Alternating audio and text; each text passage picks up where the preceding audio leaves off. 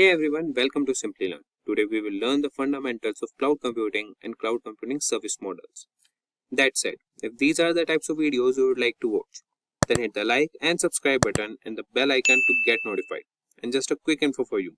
If you want to upskill yourself and master cloud computing skills and land your dream job or grow in your career, then you must explore Simplilearn's cohort of various cloud computing programs. Simplilearn offers various certifications and postgraduate programs in collaboration with some of the world's leading universities like Caltech, IIT Guwahati, AWS, and many more. Through our courses, you will gain knowledge and work-ready expertise in skills like serverless computing, containerization and orchestration, VPC design and implementation, and over a dozen others. And that's not all.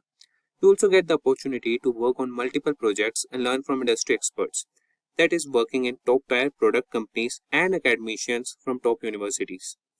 After completing these courses, thousands of learners have transitioned into a cloud computing role as a fresher or moved on to a higher-paying job and profile. If you are passionate about making your career in this field, then make sure to check out the link in the pinned comment and description box below to find a cloud computing program that fits your experience and areas of interest.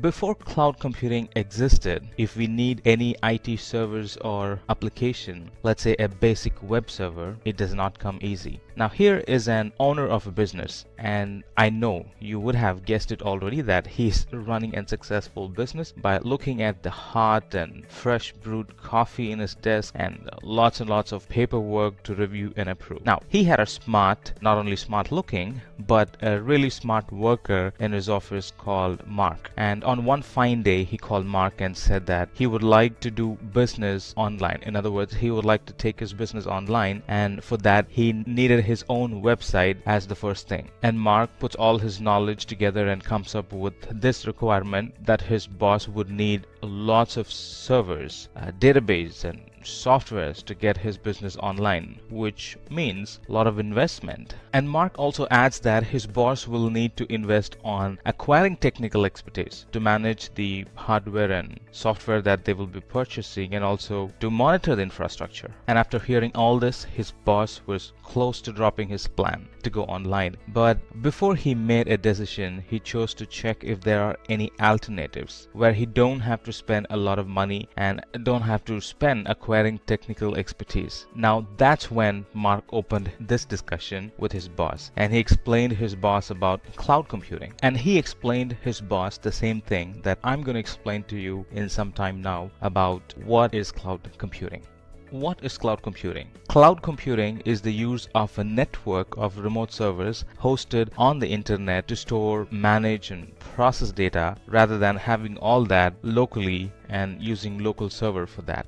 Cloud computing is also storing our data in the internet from anywhere and accessing our data from anywhere throughout the internet. And the companies that offer those services are called cloud providers. Cloud computing is also being able to deploy and manage our applications, services, and network throughout the globe and manage them through the web management or configuration portal. In other words, cloud computing service providers give us the ability to manage our applications and services through a global network or internet. Example of such providers are Amazon Web Services and Microsoft Azure.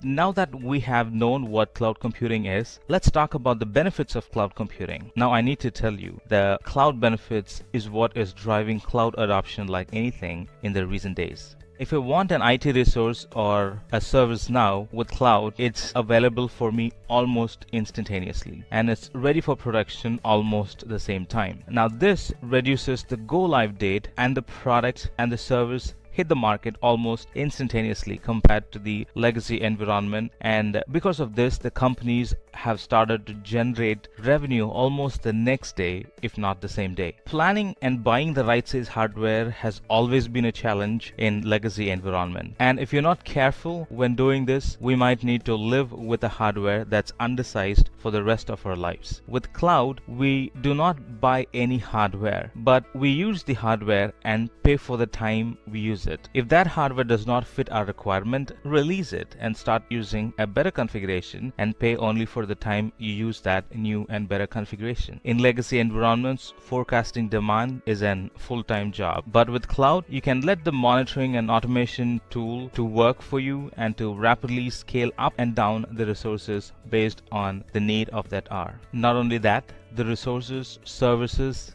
data can be accessed from anywhere as long as we are connected to the internet. And even there are tools and techniques now available which will let you to work offline and will sync whenever the internet is available. Making sure the data is stored in durable storage and in a secure fashion is the talk of the business, and cloud answers that million-dollar question. With cloud, the data can be stored in a highly durable storage and replicated to multiple regions if you want, and the data that we store is encrypted and secured in a fashion that's beyond what we can imagine in local data centers.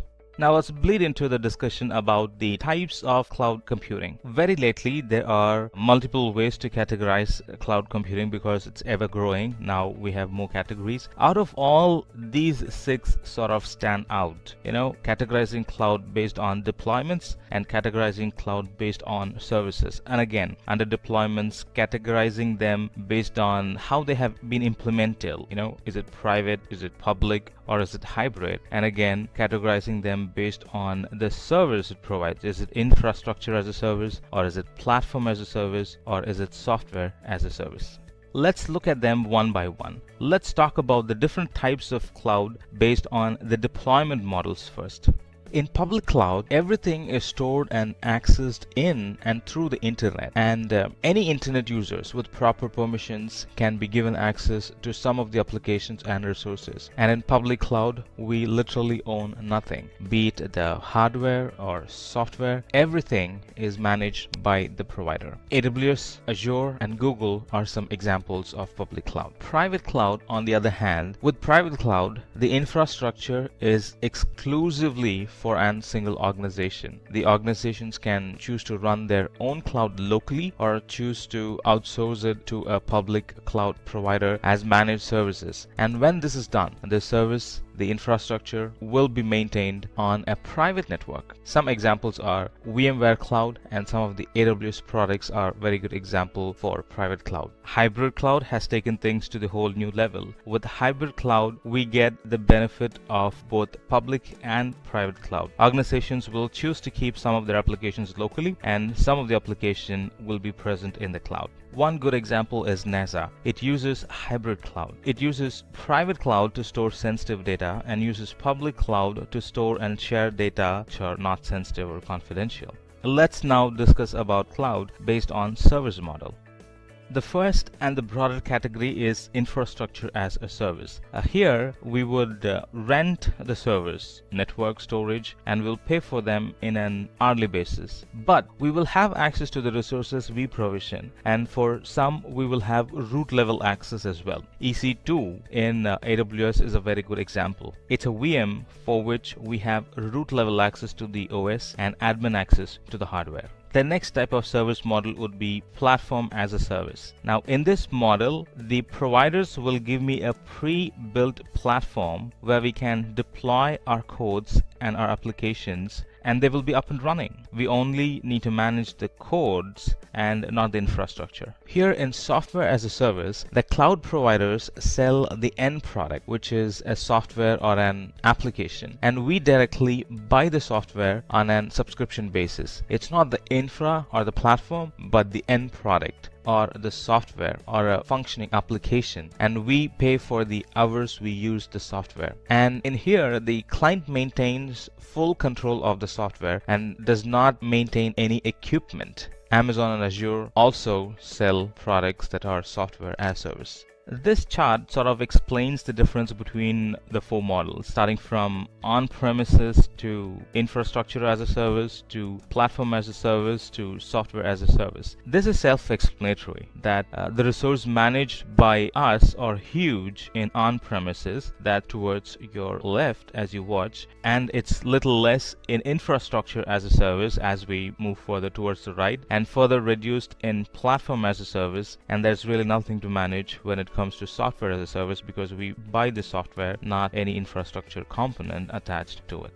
Now let's talk about the life cycle of the cloud computing solution. The very first thing in the life cycle of a solution or a cloud solution is to get a proper understanding of the requirement. I didn't say get the requirement, but said get a proper understanding of the requirement. It is very vital because only then we will be able to properly pick the right service offered by the provider. Getting a sound understanding, the next thing would be to define the hardware. Meaning choose the compute service that will provide the right support where you can resize the compute capacity in the cloud to run application programs. Getting a sound understanding of the requirement helps in picking the right hardware. One size does not fit all. There are different services and hardwares for different needs you might have, like EC2 if you're looking for IaaS, and Lambda if you're looking for serverless computing, and ECS that provides containerized service. So there are a lot of hardwares available. Pick the right hardware that suits your requirement. The third thing is to define the storage. Choose the appropriate storage service where you can back up your data, and a separate storage service where you can archive your data locally within the cloud or from the internet. And choose the appropriate storage. There is one separately for backup called S3, and there is one separately for archival, that's for Glacier. So knowing the difference between them really helps in picking the right service for the right kind of need. Define the network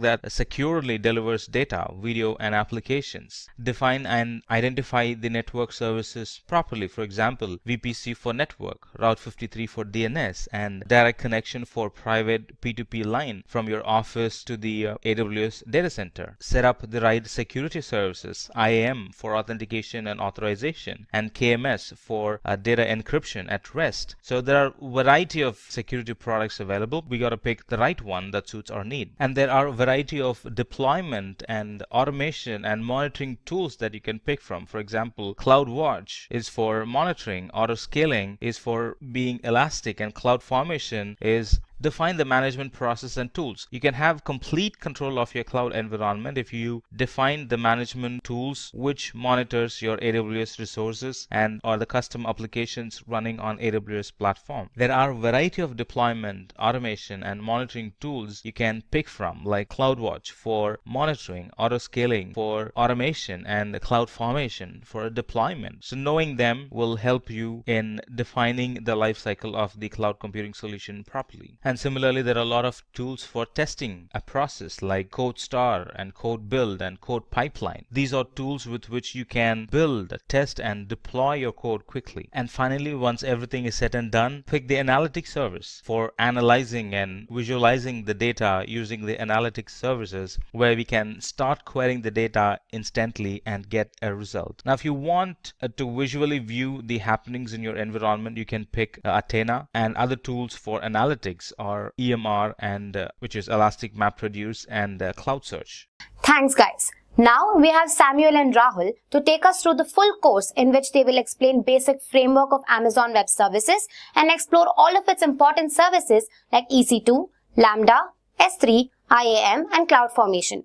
We'll also talk about Azure and some of its popular services. Hello everyone, let me introduce myself as Sam, a multi-platform cloud architect and trainer, and I'm so glad and I'm equally excited to talk and walk you through this session about what AWS is and talk to you about some services and offerings and about how companies get benefited by migrating their applications and infra into AWS. So what's AWS? Let's talk about that. Now, before that, let's talk about how life was without any cloud provider, and in this case, how life was without AWS. So let's walk back and picture how things were back in 2000, which is not so long ago, but a lot of changes for better had happened since that time. Now, back in 2000, a request for a new server is not an happy thing at all, because a lot of money, a lot of validations, a lot of planning are involved in getting a server online or up and running. And even after we finally got the server,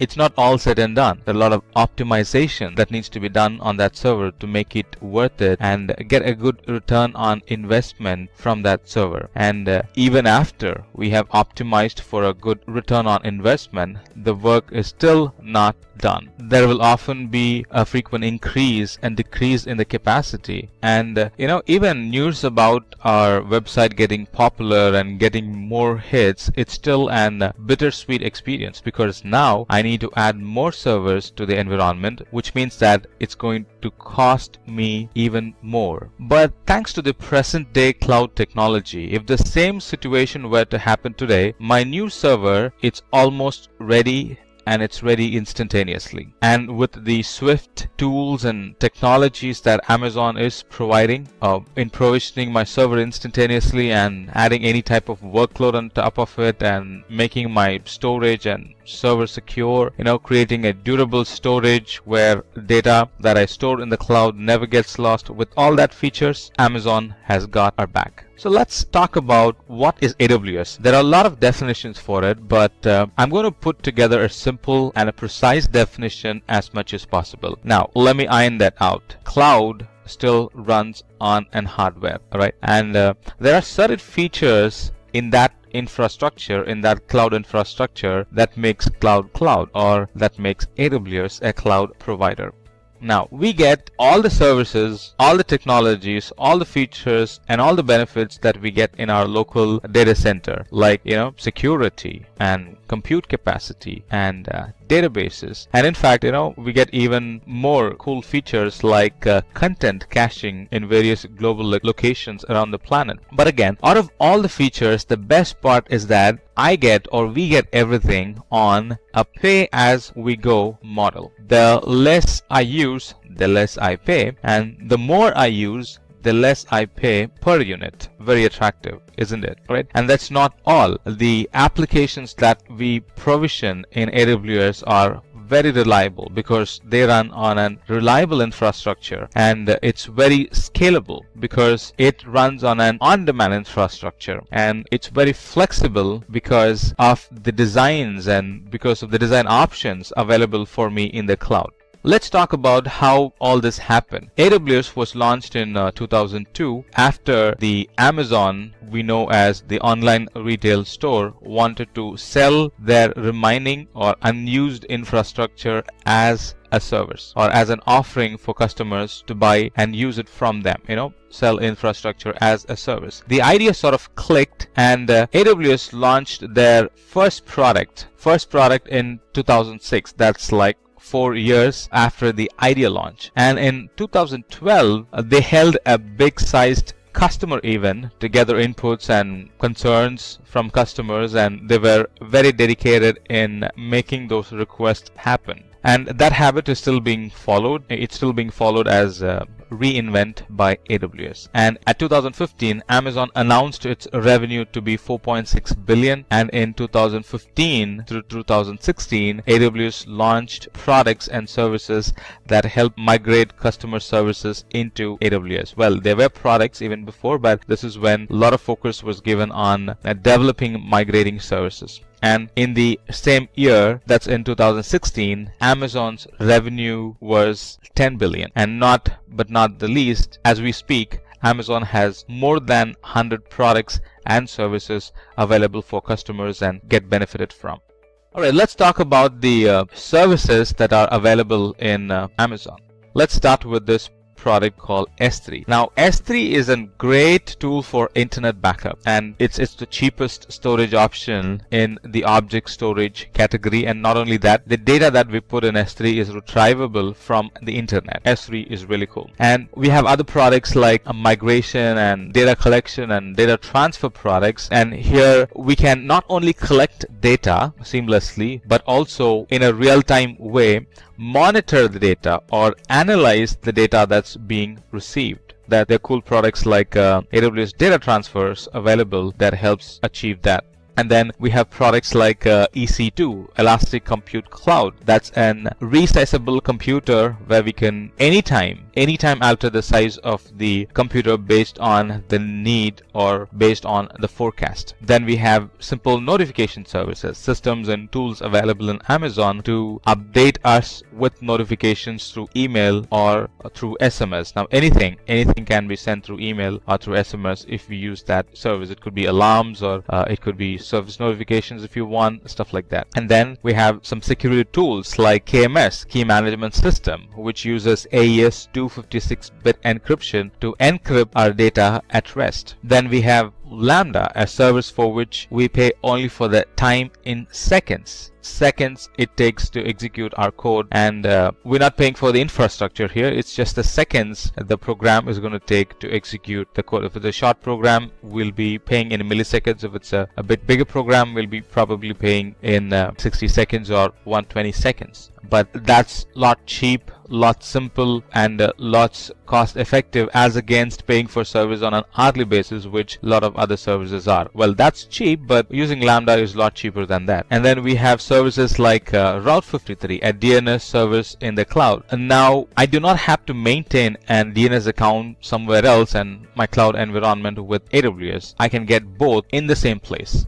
Alright, let me talk to you about how AWS makes life easier, or how companies got benefited by using AWS as their IT provider for their applications or for the infrastructure. Now, Unilever is a company, and they had a problem, right? And they had a problem and they picked AWS as a solution to their problem, right? Now, this company was sort of spread across 190 countries, and they were relying on a lot of digital marketing for promoting their products. And their existing environment, their legacy local environment, proved not to support their changing IT demands, and they could not standardize their old environment. Now, they chose to move part of their applications to AWS because they were not getting what they wanted in their local environment. And since then, rollouts were easy, provisioning new applications became easy, and even provisioning infrastructure became easy, and they were able to do all that in push button scaling. And needless to talk about backups that are safe and backups that can be securely accessed from the cloud as needed. Now, that company is growing along with AWS because of their swift speed in rolling out deployments and being able to access secure backups from various places and generate reports, and in fact useful reports out of it that helps their business. Now, on the same lines, let me also talk to you about Kellogg's and how they got benefited by using Amazon. Now, Kellogg's had a different problem. It's one of its kind. Now, their business model was very dependent on an infra that will help to analyze data really fast, right? Because they were running promotions based on the analyzed data that they get. So they being able to respond to the analyzed data as soon as possible was critical or vital in their environment. And luckily, SAP running on HANA environment is what they needed, and they picked that service in the cloud, and that sort of solved the problem. Now, the company does not have to deal with maintaining their legacy infra and maintaining their heavy compute capacity and maintaining their database locally. All that is now moved to the cloud, or they are using cloud as their IT service provider, and now they have a greater and powerful IT environment that very much complements their business. Hi there, I'm Samuel, a multi-platform cloud architect, and I'm very excited and honored to walk you through this learning series about AWS. Let me start the session with this scenario. Let's imagine how life would have been without Spotify. For those who are hearing about Spotify for the first time, Spotify is an online music service offering, and it offers instant access to over 16 million licensed songs. Spotify now uses AWS Cloud to store the data and share it with their customers, but prior to AWS, they had some issues. Imagine using Spotify before AWS. Let's talk about that. Back then, users were often getting errors because Spotify could not keep up with the increased demand for storage every new day. And that led to users getting upset and users canceling the subscription. The problem Spotify was facing at that time was their users were present globally and were accessing it from everywhere, and they had different latency in their applications. And Spotify had a demanding situation where they need to frequently catalog the songs released yesterday, today, and in the future, and this was changing every new day. And the songs coming in rate was about 20,000 a day, and back then they could not keep up with this requirement, and needless to say, they were badly looking for a way to solve this problem. And that's when they got introduced to AWS, and it was a perfect fit and match for their problem. AWS offered a dynamically increasing storage, and that's what they needed. AWS also offered tools and techniques like storage lifecycle management and trusted advisor to properly utilize the resource, so we always get the best out of the resource used. AWS addressed their concerns about easily being able to scale. Yes, you can scale the AWS environment very easily. How easily, one might ask? It's just a few button clicks. And AWS solved Spotify's problem. Let's talk about how it can help you with your organization's problem. Let's talk about what is AWS first, and then let's bleed into how AWS became so successful and the different types of services that AWS provides, and what's the future of cloud and AWS in specific. Let's talk about that. And finally, we'll talk about a use case where you will see how easy it is to create a web application with AWS. Alright, let's talk about what is AWS. AWS, or Amazon Web Services, is a secure cloud service platform. It is also pay-as-you-go type billing model where there is no upfront or capital costs. We'll talk about how soon the service will be available. Well, the service will be available in a matter of seconds. With AWS, you can also do identity and access management, that is, authenticating and authorizing a user or a program on the fly. And almost all the services are available on demand, and most of them are available instantaneously. And as we speak, Amazon offers 100 plus services, and this list is growing every new week. Now that would make you wonder how AWS became so successful. Of course, it's their customers. Let's talk about the list of well-known companies that has their IT environment in AWS. Adobe uses AWS to provide multi-terabyte operating environments for its customers. By integrating its system with AWS Cloud, Adobe can focus on deploying and operating its own software instead of trying to deploy and manage the infrastructure. Airbnb is another company. It's an community marketplace that allows property owners and travelers to connect each other for the purpose of renting unique vacation spaces around the world. And the Airbnb community users' activities are conducted on the website and through iPhones and Android applications. Airbnb has a huge infrastructure in AWS, and they're almost using all the services in AWS and are getting benefited from it. Another example would be Autodesk. Autodesk develops software for engineering, designing, and entertainment industries using services like Amazon RDS or Relational Database Service and Amazon S3 or Amazon Simple Storage Service. Autodesk can focus on deploying or developing its machine learning tools instead of spending that time on managing the infrastructure. AOL, or American Online, uses AWS, and using AWS they have been able to close data centers and decommission about 14,000 in-house and co-located servers and move mission critical workload to the cloud and extend its global reach and save millions of dollars on energy resources. Bitdefender is an internet security software firm, and their portfolio of softwares include antivirus and anti-spyware products. Bitdefender uses EC2, and they're currently running few hundred instances that handle about 5 terabytes of data, and they also use Elastic Load Balancer to load balance the connection coming in to those instances across availability zones, and they provide seamless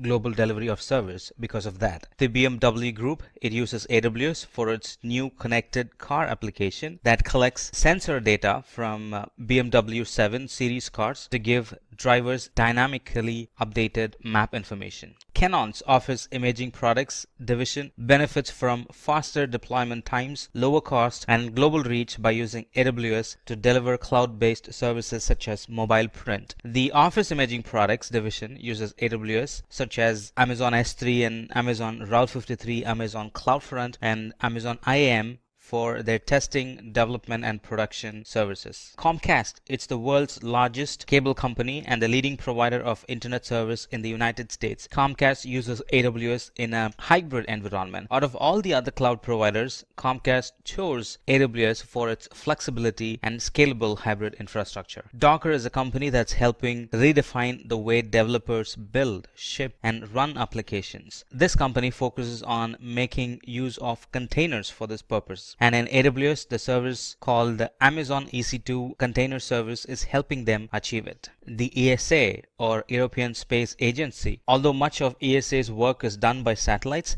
some of the program's data storage and computing infrastructure is built on Amazon Web Services. ESA chose AWS because of its economical pay-as-you-go system as well as its quick startup time. The Guardian newspaper uses AWS, and it uses a wide range of AWS services including Amazon Kinesis, Amazon Redshift that power an analytic dashboard which editors use to see how stories are trending in real time. Financial Times, FT, is one of the world's largest leading business news organization, and they used Amazon Redshift to perform their analysis. A funny thing happened. Amazon Redshift performed so quickly that some analysts thought it was malfunctioning. They were used to running queries overnight, and they found that the results were indeed correct, just as much faster. By using Amazon Redshift, FT is supporting the same business functions with costs that are 80% lower than what was before. General Electric, GE, is at the moment as we speak migrating more than 9,000 workloads including 300 disparate ERP systems to AWS while reducing its data center footprint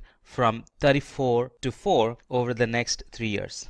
Similarly, Harvard Medical School, HTC, IMDb, McDonald's, NASA, Kellogg's, and a lot more are using the services Amazon provides and are getting benefited from it. And this huge success and customer portfolio is just the tip of the iceberg.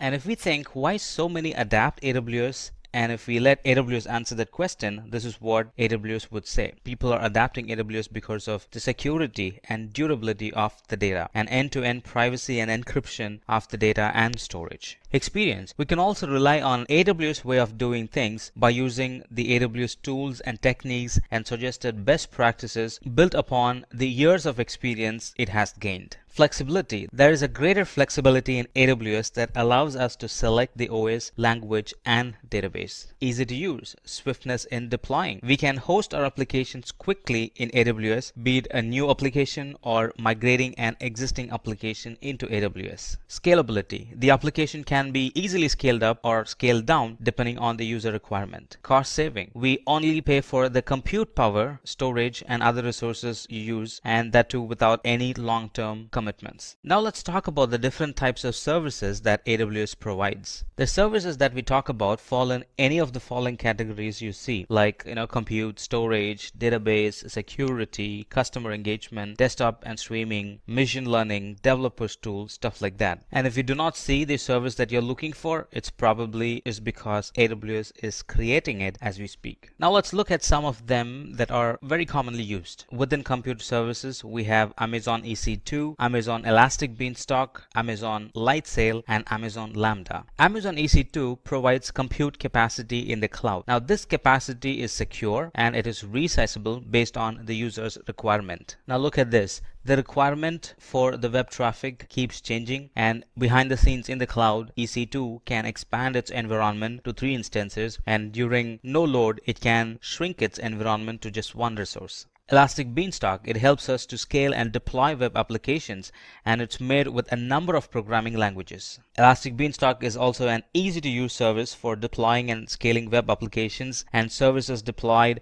be it in Java, .NET, PHP, Node.js, Python, Ruby, Docker, and a lot other familiar services such as Apache, Passenger, and IaaS. We can simply upload our code, and Elastic Beanstalk automatically handles the deployment from capacity provisioning caching to load balancing to auto scaling to application health monitoring. And Amazon Lightsail is a virtual private server which is easy to launch and easy to manage. Amazon Lightsail is the easiest way to get started with AWS for developers who just need a virtual private server. Lightsail includes everything you need to launch your project quickly on a virtual machine, like SSD based storage, a virtual machine, tools for data transfer, DNS management, and a static IP, and that too for a very low and predictable price. AWS Lambda has taken cloud computing services to a whole new level. It allows us to pay only for the compute time, no need for provisioning and managing servers. And AWS Lambda is a compute service that lets us run code without provisioning or managing servers. Lambda executes your code only when needed and scales automatically from few requests per day to thousands per second. You pay only for the compute time you consume. There is no charge when your code is not running. Let's look at some storage services that Amazon provides, like Amazon S3, Amazon Glacier, Amazon EBS, and Amazon Elastic File System. Amazon S3 is an object storage that can store and retrieve data from anywhere. Websites, mobile apps, IoT sensors, and so on can easily use Amazon S3 to store and retrieve data. It's an object storage built to store and retrieve any amount of data from anywhere. With its features like flexibility in managing data and the durability it provides and the security that it provides, Amazon Simple Storage Service or S3 is a storage for the internet. And Glacier is a cloud storage service that's used for archiving data and long-term backups. And this Glacier is an secure, durable, and extremely low-cost cloud storage service for data archiving and long-term backups. Amazon EBS, Amazon Elastic Block Store, provides block store volumes for the instances of EC2. And this Elastic Block Store is highly available and a reliable storage volume that can be attached to any running instance that is in the same availability zone. EBS volumes that are attached to the EC2 instances are exposed as storage volumes that persist independently from the lifetime of the instance. And Amazon Elastic File System or EFS provides an elastic file storage which can be used with AWS Cloud Service and resources that are on premises. And Amazon Elastic File System, it's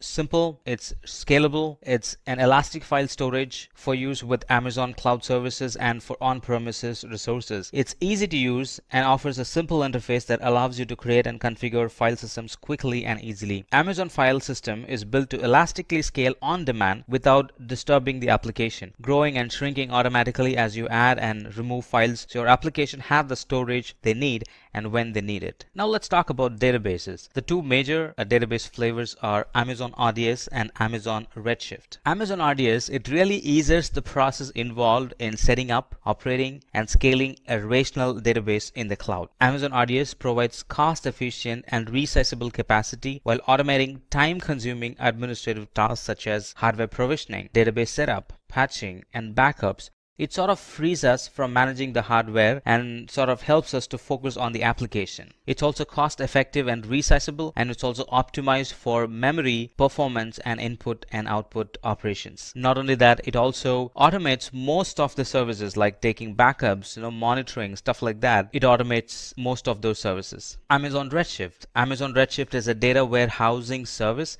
that enables users to analyze the data using SQL and other business intelligence tools. Amazon Redshift is an fast and fully managed data warehouse that makes it simple and cost-effective to analyze all your data using standard SQL and your existing business intelligence tools. It also allows you to run complex analytic queries against petabyte of structured data using sophisticated query optimizations. And most of the results, they generally come back in seconds.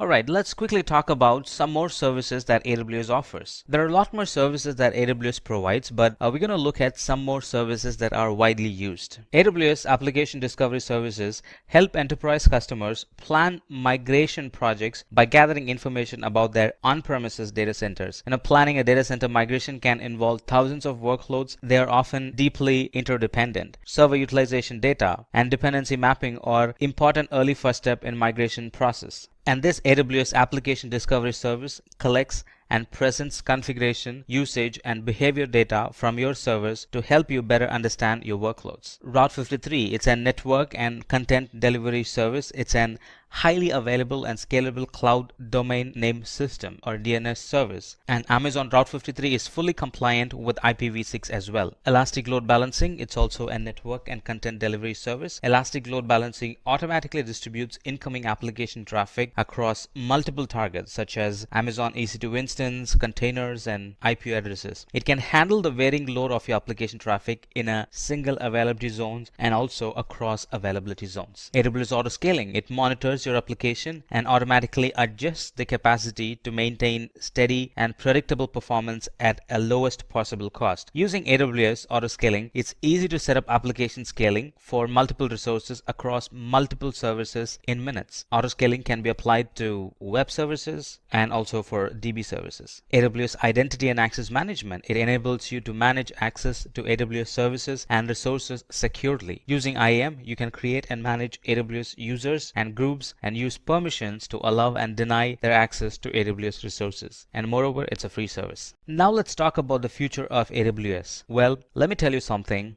Cloud is here to stay. Here's what in store for AWS in the future. As years pass by, we're going to have a variety of cloud applications born like IoT, artificial intelligence, business intelligence, serverless computing, and so on. Cloud will also expand into other markets like healthcare, banking, space, automated cars, and so on. As I was mentioning some time back, lot or greater focus will be given to artificial intelligence. And eventually, because of the flexibility and advantage that cloud provides, we're going to see a lot of companies moving into the cloud.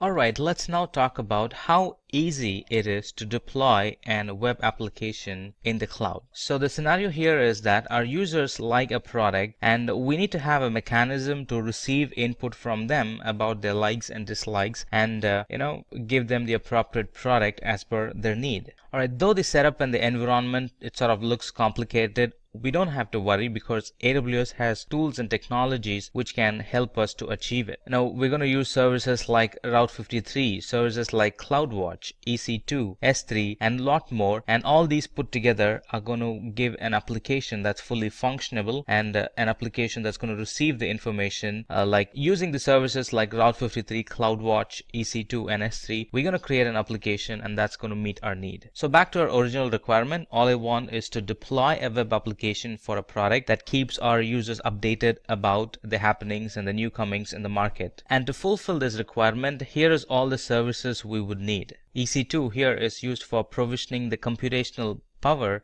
needed for this application. And EC2 has a vast variety of family and types that we can pick from for the types of workloads and also for the intents of the workloads. We're also going to use S3 for storage. And S3 provides any additional storage requirement for the resources or any additional storage requirement for the web applications. And we're also going to use CloudWatch for monitoring the environment. And CloudWatch monitors the application and the environment, and it provides trigger for scaling in and scaling out the infrastructure. And we're also going to use Route 53 for DNS, and Route 53 helps us to register the domain name for our web application. And with all the tools and technologies together, all of them put together, we're going to make an application, a perfect application that caters our need. Alright, so I'm going to use Elastic Beanstalk for this project, and the name of the application is going to be, as you see, GSG Signup, and the environment name is GSG Signup Environment 1. Let me also pick a name. Right, let me see if this name is available. Yes, that's available. That's the domain name. So let me pick that, and the application that I have is going to run on Node.js. So let me pick that platform and launch.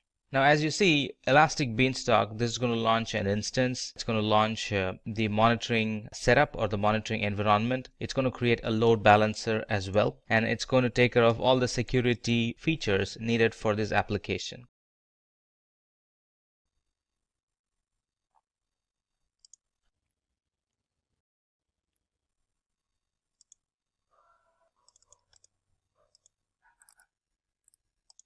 Alright, look at that. I was able to go to that URL, which is what we gave, and it's now having an default page shown up, meaning all the dependencies for the software is installed and it's just waiting for me to upload the code or in specific the page required. So let's do that. Let me upload the code. I already have the code saved here. That's my code. And that's going to take some time. Alright, it has done its thing. And now if I go to the same URL, look at that, I'm being thrown an advertisement page. Alright, so if I sign up with my name, email, and stuff like that, it's going to receive the information and it's going to send an email to the owner saying that somebody had subscribed to your service. That's the default feature of this app. Look at that. Email to the owner saying that somebody had subscribed to your app and this is their email address, stuff like that. Not only that, it's also going to create an entry in the database. And DynamoDB is the service that this application uses to store data. There's my DynamoDB. And if I go to tables, right, and go to items, I'm going to see that a user with name Samuel and email address so and so has said okay or has shown interest in the preview of my site or product. So this is where, or this is how I collect those information, right? And some more things about the infrastructure itself is it is running behind an load balancer. Look at that. It had created a load balancer. It had also created an auto scaling group. Now that's the feature of Elastic Load Balancer that we have chosen. It has created an auto scaling group. And now let's put this URL. You see this? It's not a fancy URL, right? It's an Amazon given URL, a dynamic URL. So let's put this URL behind our DNS. Let's do that. So go to services, go to Route 53, go to hosted zone, and there we can find the DNS name, right? So that's a DNS name, all right? All right, let's create an entry and map that URL to our load balancer, right? And create. Now, technically, if I go to this URL, it should take me to that application. All right, look at that. I went to my custom URL and now that's pointed to my application. Previously, my application was having a random URL and now it's having a custom URL. So what did we learn? We started the session with what is AWS. We looked at features and tools, technologies, products that AWS provides. And we also looked at how AWS became very successful. Again, we looked into the benefits and features of AWS in depth. And we also looked at some of the services that AWS provides in random. And then we picked particular services and we talked about them like EC2, Elastic Beanstalk, Lightsail, Lambda, storage, stuff like that. Then we also looked at the future of AWS, what AWS holds in the store for us. We looked at that. And then finally, we looked at a lab in which we created an application using Elastic Beanstalk, and all that we had to do was a couple of clicks and boom, an application was there available that was connected to the database, and that was connected to the simple notification system, that was connected to CloudWatch, that was connected to storage, stuff like that. What is Azure? What's the big cloud service provider all about? So Azure is a cloud computing platform provided by Microsoft. Now it's basically an online portal through which you can access and manage resources and services. Now resources and services are nothing but, you can store your data and you can transform the data using services that Microsoft provides. Again, all you need is the internet and being able to connect to the Azure portal. Then you get access to all of their resources and their services. In case you want to know more about how it's different from its rival, which is AWS, I suggest you click on the top right corner and watch the AWS versus Azure video so that you can clearly tell how both these cloud service providers are different from each other. Now, here are some things that you need to know about Azure. It was launched on February 1st, 2010, which is significantly later than when AWS was launched. It's free to start and has a pay-per-use model, which means, like I said before, you need to pay for the services you use through Azure. And one of their most important selling points is that 80% of Fortune 500 companies use Azure services, which means that most of the bigger companies of the world actually recommend using Azure. And then Azure supports a wide variety of programming languages, the C#, Node.js, Java, and so much more. Another very important selling point of Azure is the amount of data centers it has across the world. Now, it's important for a cloud service provider to have many data centers around the world because it means that they can provide their services to a wider audience. Now, Azure has 42, which is more than any cloud service provider has at the moment. It expects to have 12 more in a period of time, which brings its total number of regions it covers to 54. Now, let's talk about Azure services. Now, Azure services have 18 categories and more than 200 services, so we clearly can't go through all of them. It has services that cover compute, AI and machine learning, integration, management tools, identity, DevOps, web, and so much more. You're going to have a hard time trying to find a domain that Azure doesn't cover. And if it doesn't cover it now, you can be certain they're working on it as we speak. So first, let's start with the compute services. First, virtual machine. With this service, what you're getting to do is to create a virtual machine of Linux or Windows operating system. It's easily configurable. You can add RAM, you can decrease RAM, you can add storage, remove it. All of it is possible in a matter of seconds. Now let's talk about the second service, cloud service. Now with this, you can create an application within the cloud, and all of the work after you deploy it, deploying the application that is taken care of by Azure, which includes, provisioning the application, load balancing, ensuring that the application is in good health, and all of the other things are handled by Azure. Next up, let's talk about Service Fabric. Now with Service Fabric, the process of developing a microservice is greatly simplified. So you might be wondering, what exactly is a microservice? Now a microservice is basically an application that consists of smaller applications coupled together. Next up, functions. Now with functions, you can create applications in any programming language that you want. Another very important part is that you don't have to worry about any hardware components. You don't have to worry what RAM you require or how much storage you require. All of that is taken care of by Azure. All you need is to provide the code to Azure and it'll execute it, and you don't have to worry about anything else. Now let's talk about some networking services. First up, we have Azure CDN, or the Content Delivery Network. Now the Azure CDN service is basically for delivering web content to users. Now this content is of high bandwidth and can be transferred or can be delivered to any person across the world. Now these are actually a network of servers that are placed in strategic positions across the world so that the customers can obtain this data as fast as possible. Next up, we have ExpressRoute.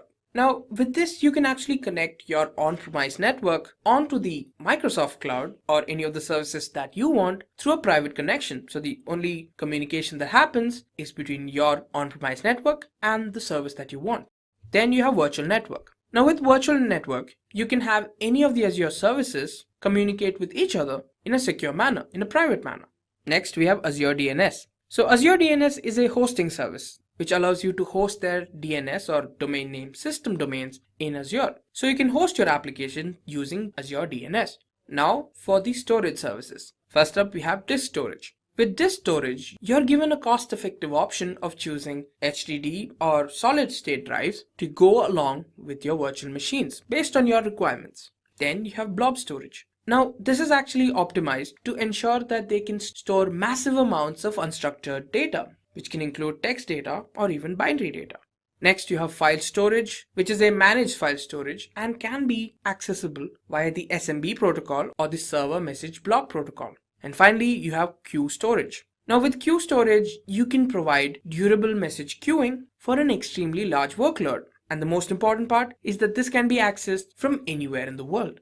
Now, let's talk about how Azure can be used. Firstly, for application development. It could be any application, mostly web applications. Then you can test the application, see how well it works. You can host the application on the internet. You can create virtual machines like I mentioned before. With the service, you can create these virtual machines of any size or RAM that you want. You can integrate and sync features. You can collect and store matrices. For example, how the data works, how the current data is, how you can improve upon it. All of that is possible with these services. And you have virtual hard drives, which is an extension of the virtual machines where these services are able to provide you a large amount of storage where data can be stored. Talk about Azure in great length and breadth. And if you're looking for a video that talks and walks you through all the services in Azure, then this could be one of the best video you could find in the internet. And without any further delay, let's get started.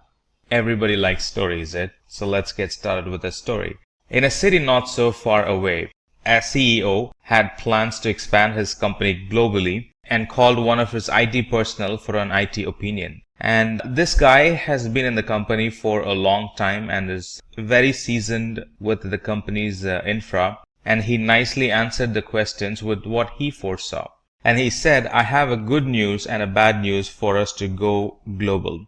And he starts with the good news. He said, "Sir, we're well on our way to become one of the world's largest shipping company. And the bad news is, however, our data centers have almost run out of space, and setting up new ones around the world would be too expensive and very time consuming." Now the IT personnel, let's call him Mike, now he explains the situation from how he saw it. But the CEO had done some homework about how he was going to do it, and he answered Mike saying, "Don't worry about that, Mike. I've come up with a solution for a problem, and it's called Microsoft Azure."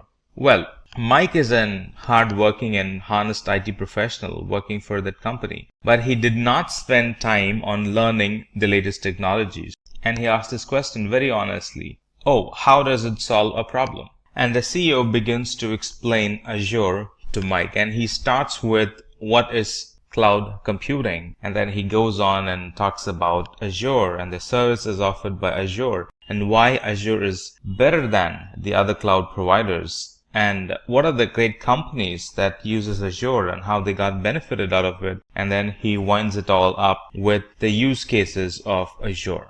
So he begins his explanation saying Microsoft Azure is known as the cloud service provider, and it works on the basis of cloud computing. Now, Microsoft Azure is formerly known as Windows Azure, and it's Microsoft's public cloud computing platform. It also provides a range of cloud services, including some of them are compute, analytics, storage, and networking. We can always pick and choose from these services to develop and scale our applications, or even plan on running existing applications in the public cloud. Microsoft Azure is both a platform as a service and infrastructure as a service. Let's now fade their conversation out and let's talk about what is cloud computing, Azure, services offered by Azure, how is Azure leading when compared to other cloud service providers, and what are the companies that are using Azure. Let's talk about that. In simple terms, cloud computing is being able to access compute services like servers, storage, database, networking, software analytics, intelligence, and a lot more over the internet, which is the cloud, with the flexibility of the resources that we use. Like anytime I want a resource, I can use one and it becomes available immediately. And anytime if I want to retire a resource, I can simply retire a resource and not pay for it. And we also typically pay only for the services that we use, and this helps greatly with our operating cost to run our infrastructure more efficiently and scale our environment up or down depending on the business needs and changes. And all the servers and storages and databases and networking, all that are accessed through the network of remote systems or remote computers hosted in the internet, typically in the provider's data center, which is Azure in this case. Now, we don't use any physical server or an on-premises server here. Well, we still use physical servers and VMs, hosted on a hardware or a physical server, but they're all in the provider's environment and none of them sit on premises or in our data center. We only access them remotely. It looks and feels the same, except for the fact that they are in a remote location. We access them remotely, do all the work remotely, and when we're done, we can shut it down and not pay for them. So some of the use cases of cloud computing are creating applications and services. The other use cases are storing or using cloud for storage alone. If there is one thing that ever grows in our organization, is the storage. Every new day there is a new storage requirement, and it's very dynamic. It's very hard to predict, and if we go out and buy a big storage capacity upfront, until we use the storage capacity fully, the empty storages, we're wasting money on them. So instead, I can go for a storage which scales dynamically, that's in the cloud. Put storage or put data in the cloud and pay only for what you're storing. And for the next month, if you have deleted or flushed out some files or data, pay less for it. So it's a very dynamic storage in the cloud, and a lot of companies are getting benefited from storing data in the cloud because of its dynamic in nature and the cost that comes along with it, the cheap cost that comes along with it. And also they give a lot of the providers like Azure, they give data replication for free. They promise an SLA along with the data we store in the cloud. So there's an SLA attached to it. And they also provide data recoveries as well. If in case something goes wrong with the physical disk where our data is stored, Azure automatically makes our data available from the redundant or other places where it had stored our data because of the SLA they wanted to keep. The other use case for Azure is hosting websites and running blogs using the compute service. Be it storing music and letting your users stream the music, Azure is a good place to store music and stream the music with the benefit of CDN, Content Delivery Network, which allows us to stream video or audio files with great speed. With Azure, our audio or video application works seamlessly because they are provided to the client with very low latency, and that improves the customer experience for our application. Azure Compute Service is a good place for delivering software on demand. There are a lot of softwares, embedded softwares that we can buy using Azure, and everything on a pay-as-you-go service model. So anytime we need a software, we can go out and immediately buy the software for the next 1 hour or 2 hours, let's say, and use them and then return it back. We're not bound to any yearly licensing cost by that. Azure Computing Services has analytics available for us with which we can analyze, get a good visualization of what's going on in a network, be it logs, be it the performance, be it the metrics. Instead of looking at logs and searching logs and trying to do manual things over the heaps and heaps of logs that we have saved, Azure Analytics Services helps us to get a good visual of what's going on in the network. Where have we dropped? Where have we increased? Or what's causing? What's the major driver? What is the top 10 errors that we get in the server, in the application? Stuff like that. Those can be easily gathered from the Azure Analytic Services. Now, cloud is really a very cool term for the internet. A good analogy would be looking back anytime we look at a diagram. When we do not know how things are transferred, we simply draw a cloud, right? For example, a mail gets sent from a person in one country to a person in the other country. There are a lot of things happening in between from the time you hit the send button and the time the other person hits the read button, right? And the simple and the easiest way of putting it in a picture is simply draw a cloud, and on the one end, one person will be sending the email, and on the other end, the other person will be reading the email. So a cloud is a really cool term for the internet. Now that's some basics about cloud computing. Now that we've understood about cloud computing in general, let's talk about Microsoft Azure as a cloud service.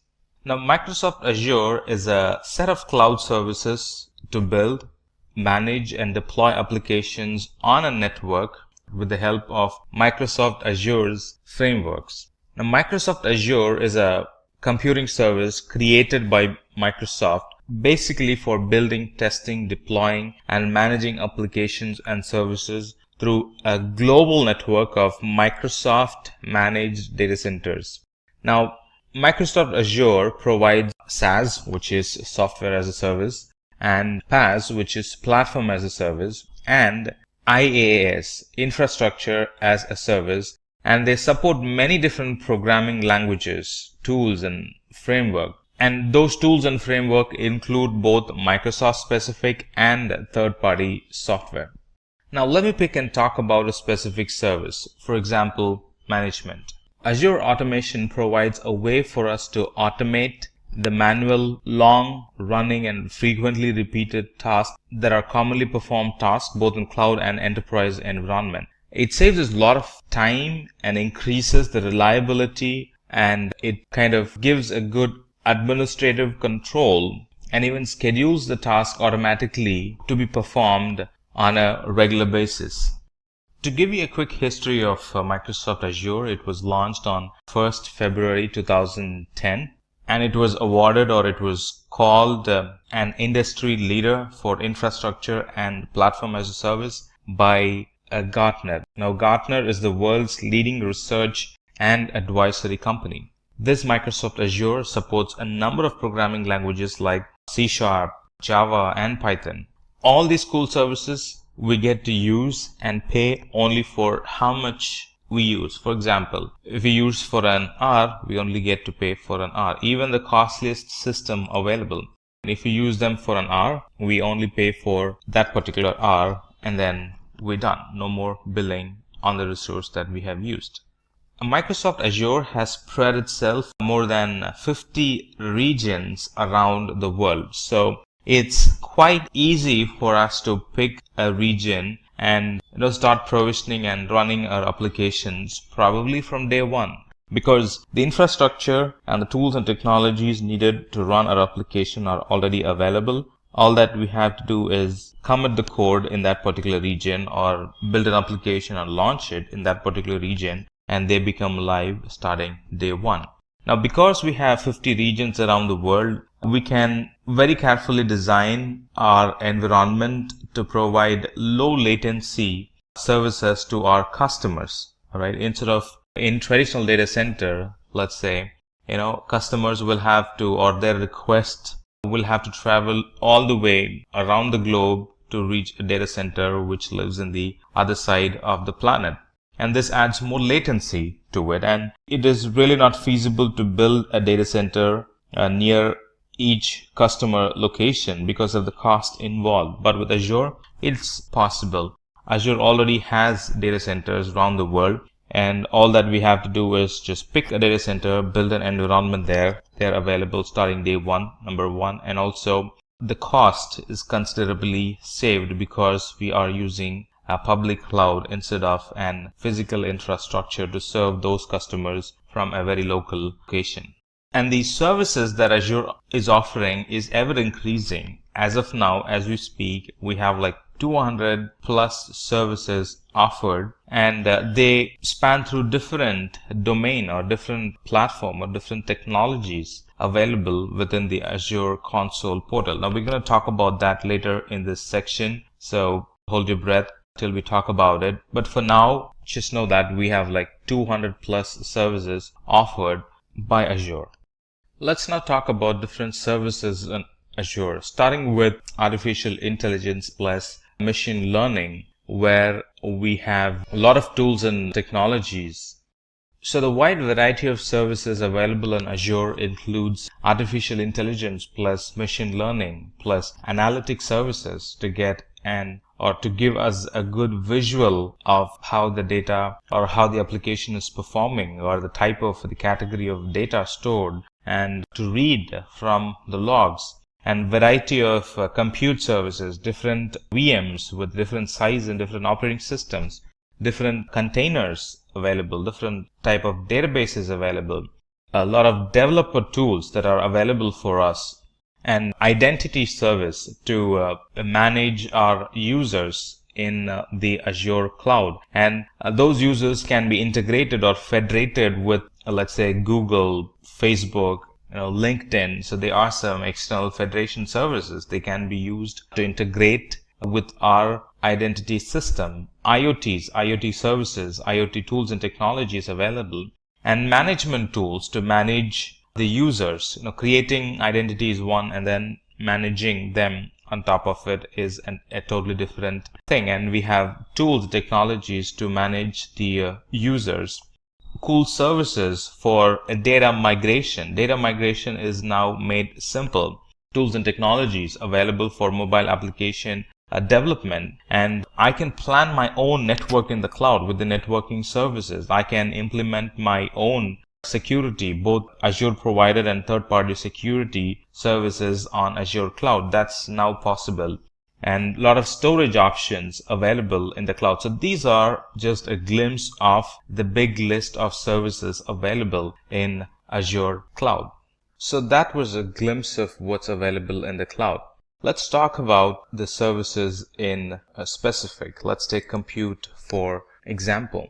Whenever we're building a new application or deploying existing ones, the Azure Compute Service provides the infrastructure we need to run and maintain our application.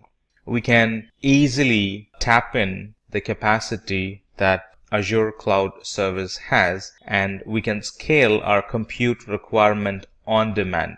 We can also containerize our application. We have the option of choosing Windows or Linux VM machine and take the advantage of the flexible options Azure provides for us to migrate our VMs to Azure and a lot more. And these compute services also include a full-fledged identity solution, meaning integration with Active Directory in the cloud or in on-premises, and a lot more. Let's look at some of the services that this compute domain provides. Some of the services the compute domain provides are virtual machines, and this Azure Virtual Machines gives us the ability to develop and manage a virtual computer environment or a virtualized environment inside Azure's cloud environment, that too in a virtual private network. Now we will talk about virtual private network at a later point, but as of now just know that there are a lot of services available in Azure Compute Service that we can get benefited from. We can always choose from a very wide range of compute options.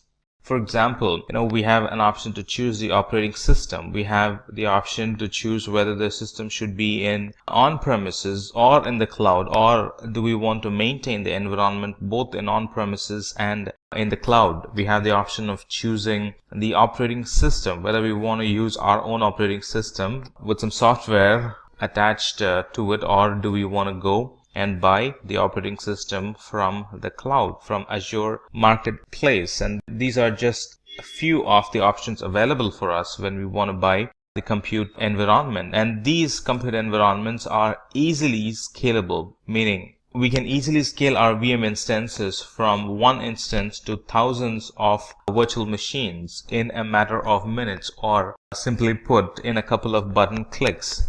And all these services are available on a pay for what we use model, meaning there is no upfront cost. We use the service and then pay for the services that we have used. There is no literal long-term commitment when it comes to using virtual machines in the cloud. And most of the services are built on a pay per minute billing basis. All right. And at no point, because of the pay per minute billing model, at no point we will be overpaying for any of the services. That's attractive, isn't it? Now let's talk about batch service. Now, batch service is always independent, regardless of whether you choose Windows or Linux, it's going to run fairly well. And with batch service, we can take advantage of the environment's unique features. And not only that, in short, the batch service helps us to manage the whole batch environment, and also it helps to schedule the jobs. Now, this Azure batch service actually runs on a large scale parallel and high performance computing. Because of that, batch jobs are highly efficient in Azure. And when we run batch services, this Azure batch creates a pool of computer nodes and installs the needed applications that we want to run, and then it schedules jobs to those individual nodes in those pools. As a customer, there is no need for us to install a cluster, or there is no need for us to install a software that actually schedules the jobs, or even to manage or even to scale those infrastructure or the software, because everything is managed by Azure. And this batch service is a platform as a service. There is no additional charge for using this batch service, except for, the only charges that we'll be paying is for the virtual machines that the service uses, and the storage that we will be using, of course. and the networking services that we would be using for this batch service. Let's summarize. This batch service, we have a choice of operating system that we can pick and use, and it scales by itself. Now the alternative for the batch would be queues, but in queues we'll have to pre-provision and pay for the infrastructure even if we're not using it. But with a batch, we only pay for what we use. And this batch service helps us to manage the application, manage the scheduling as a whole, as if they are just one thing. As next thing in the compute domain, let's talk about this Fabric service. Now this Fabric service is actually a distributed system platform that helps us to package, deploy, and manage a scalable and a very reliable microservice and containers. And what does it help? This Azure Fabric service helps us, or it helps the developers and administrators so they can avoid the complex infrastructure problems, and they can focus only on implementing workloads or taking care of their development, taking care of their application instead of spending time on infrastructure. So what's Service Fabric? Service Fabric, it provides runtime capabilities and life cycle management to applications that are composed of microservices, no infrastructure management at all. And with Service Fabric, we can easily scale the application to tens or hundreds or even to thousands of machines. Here, machines represent containers. As next thing in compute domain, let's talk about virtual machine scale set. Now, this virtual machine scale set, it lets us to create a group of identical load balanced VMs. I just want to mention it again. It helps us to manage a group identical and load balanced VMs. The number of instances or the number of VM instances in a scale set can increase or decrease in response to the demand or in response to a schedule that we define. The resources needed on a Monday morning is not the same as that would be required on a Saturday or a Sunday morning. All right, and even within the day, the resources that would be needed in the beginning of the business hour is not the resources that would be needed at noon or after 8 or 9 in the evening. So the demands could actually vary in the environment, and this scale set helps us to take care of the varying demand or take care of the different infrastructure requirement at a different schedule throughout the day, throughout the week, throughout the month, or could be throughout the year as well. The scale set also allows us to provide high availability to our applications, and it helps us to centrally manage, configure, and update a large number of VMs as if they are just one thing. Now you might ask, well, virtual machines are enough. Why would we need a virtual machine scale set? Just like I said, this virtual machine scale set helps us with a greater redundancy and improved performance for our applications. And those applications can be accessed through a load balancer that actually distributes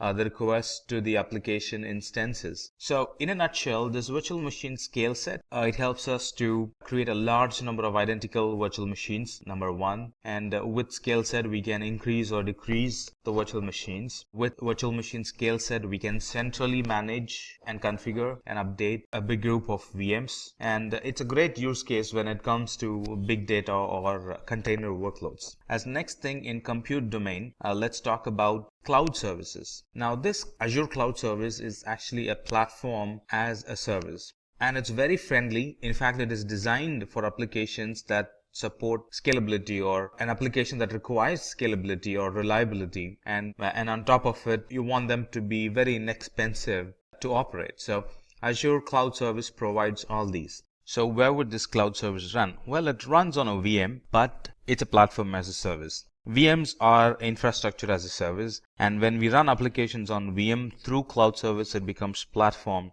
as a service. So here is how you got to be thinking. With infrastructure as a service like VMs, we first create and configure the environment, and then we run applications on top of it. Let's look at the responsibility. The responsibility for us in VM is that we manage everything end to end, like deploying new patches, picking the versions of the operating system, and making sure they are intact and all that stuff. It's all managed by us. But on the contrary, with platform as a service, it's as if the environment is already ready. All that you have to do is deploy your application in it and manage the platform. manage the platform not as an administrator, because all the administration is taken care by Azure, like deploying new versions of the operating system. It's all handled by the Azure. So we deploy the application and we manage the application. That's it. Infrastructure management is handled by Azure. So what does cloud service provide? This cloud service provides a platform where we can write the application code, and we don't have to worry about hardware. Simply hand over the code and cloud service takes care of it. So no worry on the hardware at all. So responsibilities like patching, what do we do if something crashes? How do I update the infrastructure? How do I manage the maintenance or the downtime in the underlying infrastructure? All that is handled by Azure. It also provides a good testing environment for us. We can simply run the code, test it before it's actually released to the production. I want to expand a bit on these testing applications. So this Azure Cloud Service, it actually gives us a staging environment for testing a new release without it affecting the existing release, which actually reduces the customer downtime. So we can run the application, test it, and anytime that's ready for production, all that's needed for us to do to move it to production is simply to swap the staging environment into the production environment, and the old production environment will now become the new staging environment where we can add more to it and then swap it back at a later point. So it kind of gives us a swappable environment for testing our applications. And not only that, it gives us health monitoring alerts. It helps us to monitor the health and availability of our application. And there is a dashboard we can benefit from when we use Azure Cloud Services, and that shows the key statistics all in one place. And we can also set up real-time alerts to warn when a service availability or a certain metrics that we are concerned about degrades. As next thing in compute domain, let's talk about functions. Now, functions are serverless computing. Many times if you heard about Azure being serverless, a lot of time they are referencing, or the person who's talking to you is referencing to serverless computing or Azure Functions, which is a serverless computing service hosted on Microsoft Azure. The main motive of a function is to accelerate and simplify application development. Functions helps us to run code on demand without we need to pre-provision or manage any Azure infrastructure. So Azure Functions are script or a piece of code that gets run in response to an event that you want to handle. So in short, we can just write a code that you need for a problem at hand without actually worrying about the whole application or the infrastructure that will be running that code. And the best of all the best is when we use functions, we only pay for the time that our code runs. So what does functions provide, or what does Azure Functions provide? Azure Functions allow users to build applications using serverless simple functions with a programming language of our choice. So the current programming languages that are supported is C#, F#, Node.js, Java, and PHP. So here we really don't have to worry about provisioning or maintaining servers. If a code requires more resource, yes, Azure Functions handles or it provides the additional resources needed by the code. And the best part is we only pay for the amount of time the functions are running, not the resources, but the amount of time the function is running. As next thing, and moving to the new domain, let's talk about the container domain in Azure. Now the container domain or the container service, it allows us to quickly deploy a production ready Kubernetes or a Docker Swarm cluster. Now what's a container? A container is a standard unit of software that packages of code and all its dependencies so the applications run quickly and reliably from one computing environment to another. It could be testing to staging to development environment to staging to production, or from one production to another production, or on-premises to cloud, or one cloud to another cloud, vice versa. Now imagine we had an option not to worry about the VM and just focus on the application. Well, that's exactly what containers helps us achieve. So these container instances enable us to focus on applications and not worrying about managing VMs or not worrying about learning the new tools required to manage the VMs or even the deployment. And our applications that we create, they run in a container. And running in a container is what helps us to achieve all these, not being able to manage or not needing to manage the virtual machines. So these containers, they can be deployed into the cloud using a single command if you're using a command line interface, and a couple of button clicks if we are using the Azure portal. And these containers are kept lightweight, but they are equally secure as virtual machines. Let's talk about container service as next thing. The container service, or sometimes called as Azure Kubernetes service, it helps us to manage the containers. Container is one thing, and a service that's used to manage the container is another thing. Now this Kubernetes service, or ACS, it helps us to manage the containers. So let's expand on this a bit. So this Azure Container Service, or ACS, it actually provides a way to simplify the creation, configuration, and management of a cluster of virtual machines that are pre-configured to run containerized applications on top of them. Deploying these containers might take like 15 to 20 minutes, or deploying the virtual machines that run containers in it might take 15 to 20 minutes. And once they are provisioned, we can actually manage them by using simple SSH tunnel into them. And this ACS, when it runs applications from Docker images. What does that mean? Docker images makes sure that the applications the container runs are fully portable. Images are portable. And ACS also helps us to orchestrate the container environment. Not only that, it also helps us to ensure that these applications that we run in containers can be scaled to thousands or even tens of thousands of containers. So in a nutshell, managing an existing application into a container and running it using AKS or ACS is really easy, or that's what it is all about, to make the application management or migration easy. Now, managing the container-based architecture, and we discussed that containers could be tens or even tens of thousands of containers. So managing them is made simple using this container services. And even training of model using a large data set in a complex and resource intensive environment, this AKS helps us to simplify that environment. Alright, as next thing in container domain, let's talk about container registry. We spoke about registry a little bit when we spoke about Docker images. So container registry is a single place where we can store our images, which are Docker images. When we use containers, it's Docker images that we use for our image purposes. So these container images are a central registry that can be used to ease container development by easing the storage and management of container images. So there we can store all kind of images like Docker Swarm, or the images used in Docker Swarm are in Kubernetes. Everything can be stored in container registry in Azure. Now, anytime we store a container image, it provides us an option for geo replication. What that means is that we can efficiently manage a single registry replicated across multiple regions.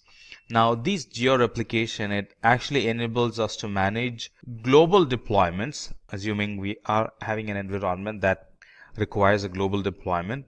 So it helps us to manage global deployments as one entity because we are geo-replicating. We would be updating, we would be editing one image, and that image gets replicated throughout the global replication centers we would have set up. And so just one editing would have actually edited the global images, and those global images would have provisioned the global application. So one edit, replication, and then provisioning of the applications global wide. And this replication also helps us network latency, because anytime an application needs to deploy, it does not have to rely on a single source which can be reached only through high latency network. Because we have global replications around the world, anytime the application wants to check back, it would check back the application which is in a very nearby location for the application itself. Global replication means that we are managing it as a single entity that's being replicated across the multiple regions in the globe.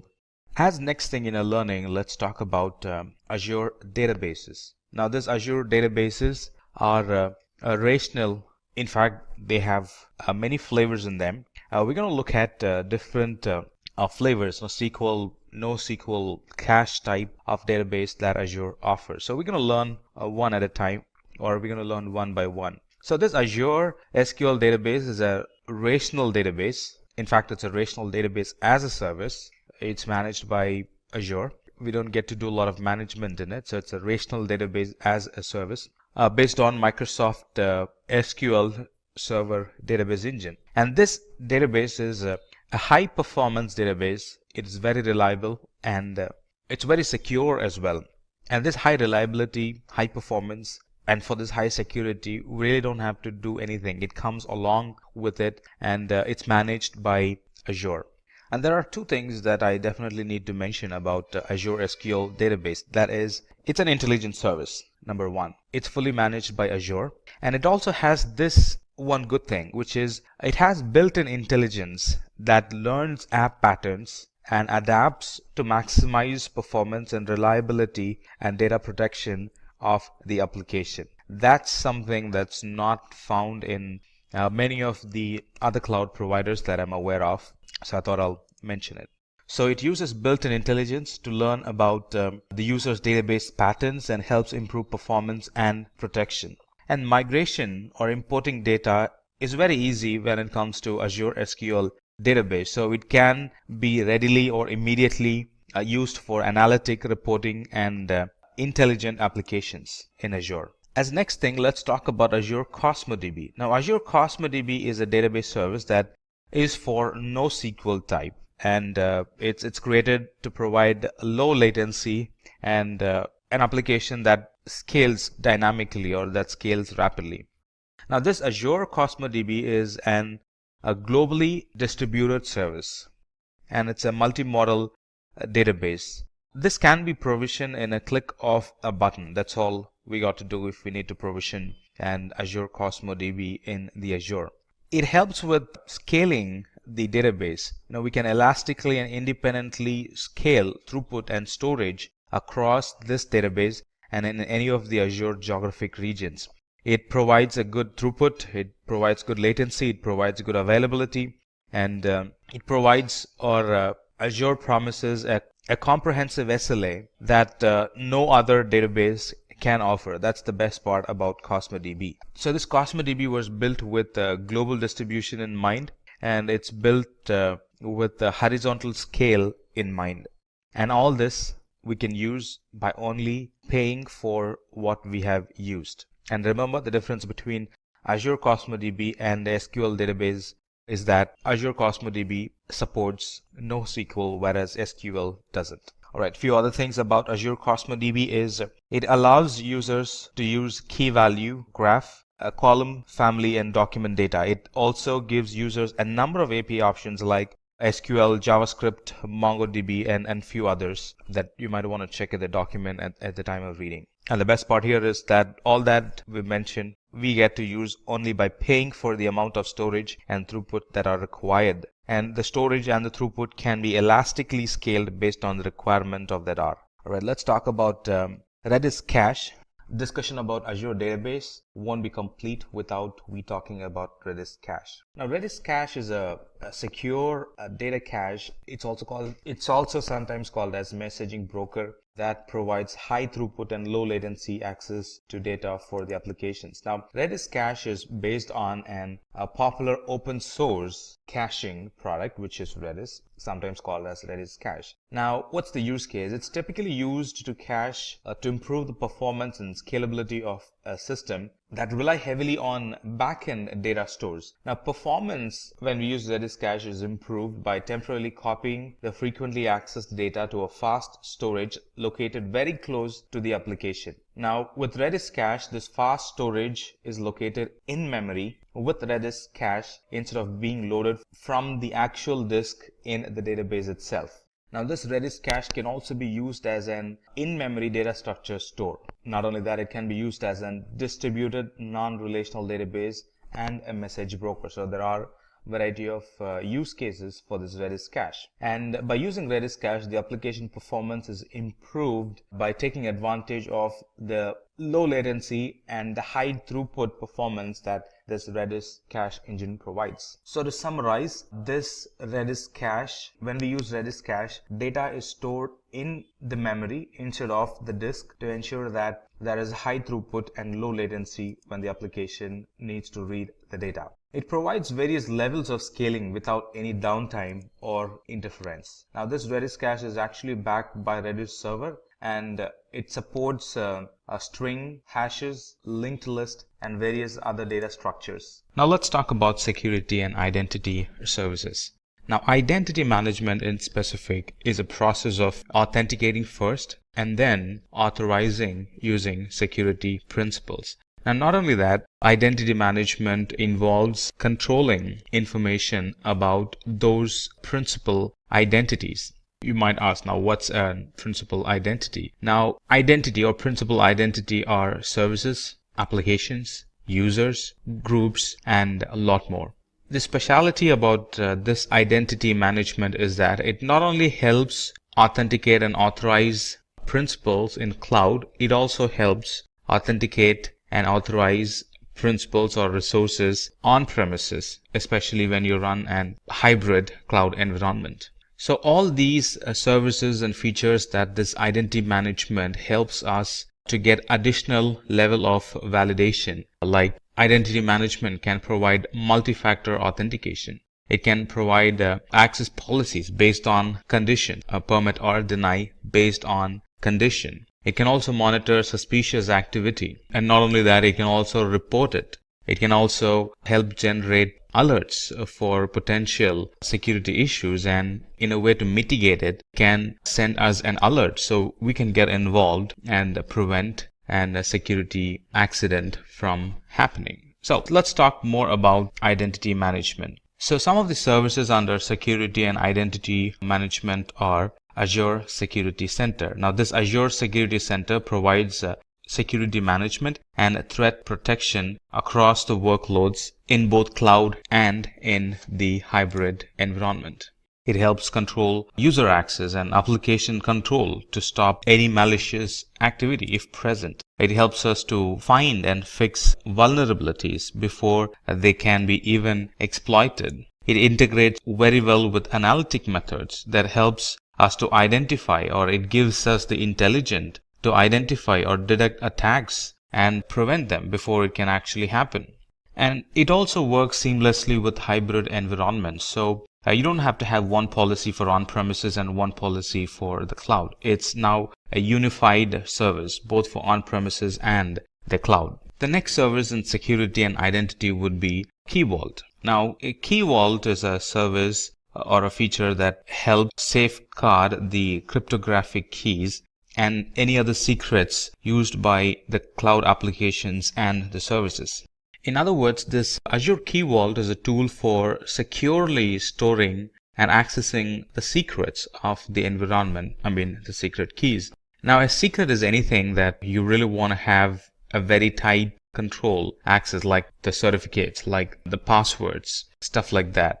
Now, if I tell you what Key Vault actually solves, that would actually explain what Key Vault is. Now, Key Vault is used in secrets management. It's helped in securely storing the tokens, the passwords, the certificates. It helps in key management. It really helps in creating and controlling the encryption keys that we would use to encrypt data. It helps in certificate management. Talking about certification management, it helps us to easily provision, manage, and deploy public and private SSL, TLS certificates in Azure, and a lot more.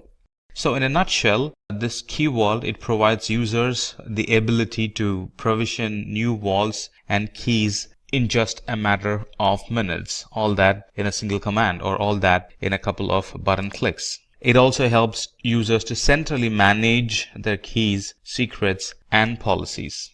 Next in the list, let's talk about Azure Active Directory. Now, Azure Active Directory, it helps us to create intelligent-driven access policies to limit resource usage and manage user identities. What does that mean? Now, this Azure Active Directory is a cloud-based Active Directory and identity management service. Now, Azure Active Directory combines It's actually a combination of the core directory services plus application access management plus identity protection. And one good thing about this Azure, in fact, there are a lot of good things, but especially when you're running hybrid environments, you might wonder, well, how this Azure Active Directory is going to behave. Now, this Azure Active Directory is built to work on on-premises and cloud environment as well. Not only that, it also works seamlessly with mobile applications as well. So in a nutshell, this Azure Active Directory, it acts as an central point of identity and access management for our cloud environment. It also provides good security solutions that protect against unauthorized access of our app and the data. Now that we've discussed about security and identity, let's talk about the management tools that Azure has to offer. Azure provides built-in management and account governance tools that helps administrators and developers, that helps them to keep their resources secure and very compliant. And again, it helps both in on-premises and in the cloud environment. And these management tools help us to monitor the infrastructure, monitor the applications. It also helps in provisioning and configuring resources. It also helps in updating apps. It helps in analyzing threats, taking backup of the resources, build disaster recoveries. It also helps in applying policies and conditions to automate our environment. We use Azure management tools, and it's also used in cost control methods. So this Azure management plays a wide role across the Azure services. And in the management tools, first comes the Azure Advisor. Now this Azure Advisor, it acts as a guide to educate us about Azure best practices. It throws recommendations that we can select on the basis of the category of service, and it also provides the impact it can have, or the impact that would happen in our environment if we follow the recommendations given. And recommendations are, first one is the recommendations are kind of templatized, and it throws the templatized recommendations. Not only that, it also provides customized recommendations on the basis of the configuration, on the basis of our usage patterns. And these recommendations are not hard. It's not like something that it recommends and then just leaves us hanging there. These recommendations provided are very easy to follow, very easy to implement and see results. You can think of Azure Advisor as a very personalized cloud consultant that helps you to follow best practices to optimize our deployments. It kind of analyzes our resources, our configurations, our usage, and then it recommends a solution for us that really helps in improving the cost effectiveness, improving the performance, improving high availability, and improving security in our Azure environment. So with this Azure Advisor, we can get a proactive, actionable, and personalized best practice recommendations. Now, you don't have to be an expert. Just follow the Azure Advisor and your environment is going to be good. It also helps in improve the performance, security, high availability of our environment. And also it helps in bringing down the overall Azure spend. And the best part is it's a free service that analyzes our Azure usage and provides recommendations, how we can optimize our Azure resource to reduce cost. And reduce cost at the same time boost the performance, helps in strengthening the security and improve the overall reliability of our environment. Next in the list would be Network Watcher. Now this Network Watcher helps users identify and gain insights in the overall network performance and the health of the overall environment. Now these Azure Watchers provides enough tools to monitor, to diagnose, to view the metrics, and to enable or disable logs, which means generate and collect the logs for resources in the Azure Virtual Network. So with Network Watcher, you can monitor and diagnose issues in networking without even logging into the virtual machines. With just the logs, which are real time, we can actually come to a conclusion what could be wrong in a certain resource, in a VM or in a database, by just looking at the logs. And not only that, it's used for analytic or to gain some intelligence of what's happening in our network. We can gain a lot of insight to the current network traffic pattern using the security group flow logs that this network watcher offers. It also helps in investigating VPN connectivity issues using detailed logs. Now, you might or might not know that VPN troubleshooting requires both parties, or it involves two parties. The person, right, the network administrator on this side and the network administrator on the other side. And they will have to check logs in their end, and we'll have to check logs in our end, stuff like that. But with the network watcher, it kind of takes it to the next level. The logs itself, we could easily identify which side is having the issue and suggest an appropriate fix. And the next in the list would be Microsoft Azure Portal. Now, this Microsoft Azure Portal, it provides a single unified console to perform various number of activities like building, not only building, managing and monitoring the web applications that we build. Now, this portal can be used to organize our environment, or the appearance of the environment, or the visual of the environment based on our work style. And using Azure Portal, users can control who gets to manage or access the resources, all from the Azure Portal. And this Azure Portal gives a very good visibility on the spends that happen on each resource, right? And if we can customize it, we can also identify spends based on team, spends based on days, spends based on department, stuff like that. So it kind of gives us a good visual of where the money is spending, or where is the bill consumed within the Azure environment. Next in the list would be Azure Resource Manager. Now, Azure Resource Manager enables us to manage the usage of the application resources. Now, we use Resource Manager to deploy, monitor, and manage solution resources as a group, as if it's one single entity. Now, the infrastructure of our application is typically made of various components, which includes virtual machine, storage, virtual network, web app, database servers, some other third-party services that we might use in our environment. And they are, by nature, separate services. But with Azure Resource Manager, we don't see them as different components or different entities. Instead, we see them as related services in a group that supports an application. Now, we kind of get the relation between them. Instead of, letting them spread, Azure Resource Manager identifies the relation between them and helps us to visually see them all as one or single entity. Not only that, Azure Resource Manager helps, or it ensures that the resources that we provision are deployed at a constant rate along with the other application. It also helps users to visually see their resources and how they are connected, and that helps in managing the resources a lot better. Resource group also is used to control who can access the resources within the user's organization. Kind of gives you the fine-grained control over who gets to access and who does not get access. And the last one in the management tools would be automation. And this automation gives us the ability to automate, configure, and install upgrades across hybrid environments.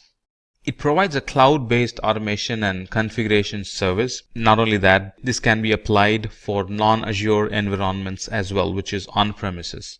So some of the automation we could do is process automation, update management automation, configuration features automation, stuff like that. And this Azure automation provides complete control during the deployment, operation, and also during the decommissioning of the workloads and resources. With automation, we can actually automate time-consuming or mundane or any task that's error-prone because of human errors. Those things can be automated. So irrespective of how many times you run it, it's going to run the same way. And that really helps in reducing the overall time and also the overhead cost, because a lot of the things are automated, which means it's human error-free, which means the application is not going to break and keep running for a longer time.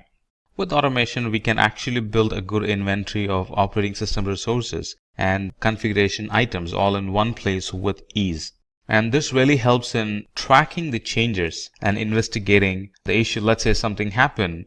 Because we have automation, because it's logging the configuration changes, it's easy to track, easy to identify what has changed lately that has broken the environment, go back and fix it or kind of roll it back. That solves the problem. And that actually summarizes the Azure management tools or management services. Now let's talk about the networking tools or the networking services available in Azure. There are a variety of services, especially networking services, that Azure offers, and I'm sure it's going to be an interesting one. Let's begin our discussion with Content Delivery Network. Now, the Content Delivery Network, in short, CDN, it allows us to perform secure and a very reliable content delivery. Not only that, it also helps in accelerating the delivery time, or in other words, reducing the delivery time, also called as load times. It also helps in saving bandwidth and increases in responsiveness to the application. Let's expand on this. The Content Delivery Network is actually a distributed network of servers that can efficiently deliver web content to users. Now, CDNs, we're going to use the word CDN here. CDNs store cached content on global edge servers, also called as POPs, point of presence locations, that are very close to the end users, so the latency is minimized. It's like taking a copy of the data or taking a multiple copy of the data and storing it in different parts of the world, and whoever is requesting it, the data gets delivered to them from a server which is very locally to them. So this CDN offers developers a global solution for rapidly delivering high bandwidth content to users by caching the content in a strategically placed location which is very near to them. So these content delivery networks, it really helps in handling. That's one advantage you get for content delivery network, that's we can handle spikes and heavy loads very efficiently. And we can also run analytic against the logs that gets generated in content delivery network, which helps in gaining good insight on the workflow and what would be the future business need for that application. And this, just like a lot of other services, this is on a pay as you go type. So you use the resource first and then you only pay for what you have used. The next one in networking would be ExpressRoute. Now, ExpressRoute is actually a circuit or a link that provides a direct private connection to Azure. And because it's direct, it gives low latency link to Azure. It gives good speed and reliability for the Azure data transfer. It could be on-premises to Azure. So it gives very good speed. It gives increased reliability and low latency for that connection. Let's expand on this a bit.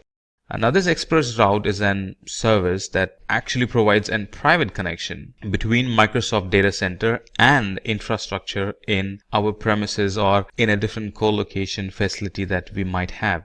Now, these ExpressRoutes do not go over the public internet. And because they don't go over the public internet, they offer a high security, reliability, and speed and low latency compared to the connections which are in the internet. Because it's fast, because it's reliable, because it has low latency, it can be used as an extension of our existing data center. Users are not going to feel the difference whether they are accessing services from an on-premises or in the cloud environment, because latency is minimized as much as possible. Users are really not going to see the difference. And because it's a private line and not a public internet line, it can be used to build hybrid applications without compromising privacy or the performance. Now, these virtual private cloud, these ExpressRoutes can be used for taking backups. If assume a backup going through the internet, that would be a nightmare.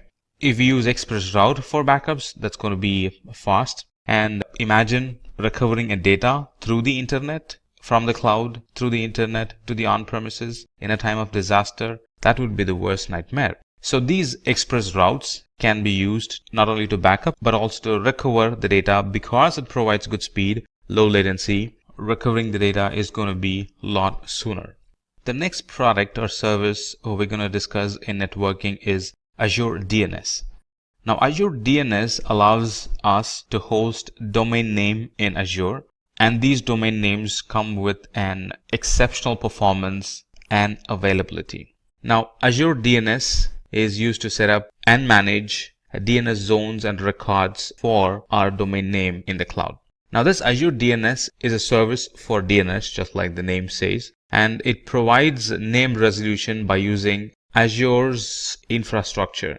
And by using this domain, we can actually manage the DNS ourselves through the Azure portal with the same credential. Imagine having a DNS provider which does not even belong in our IT. Imagine that environment. We would have a separate portal to manage the DNS environment. Now, those are gone.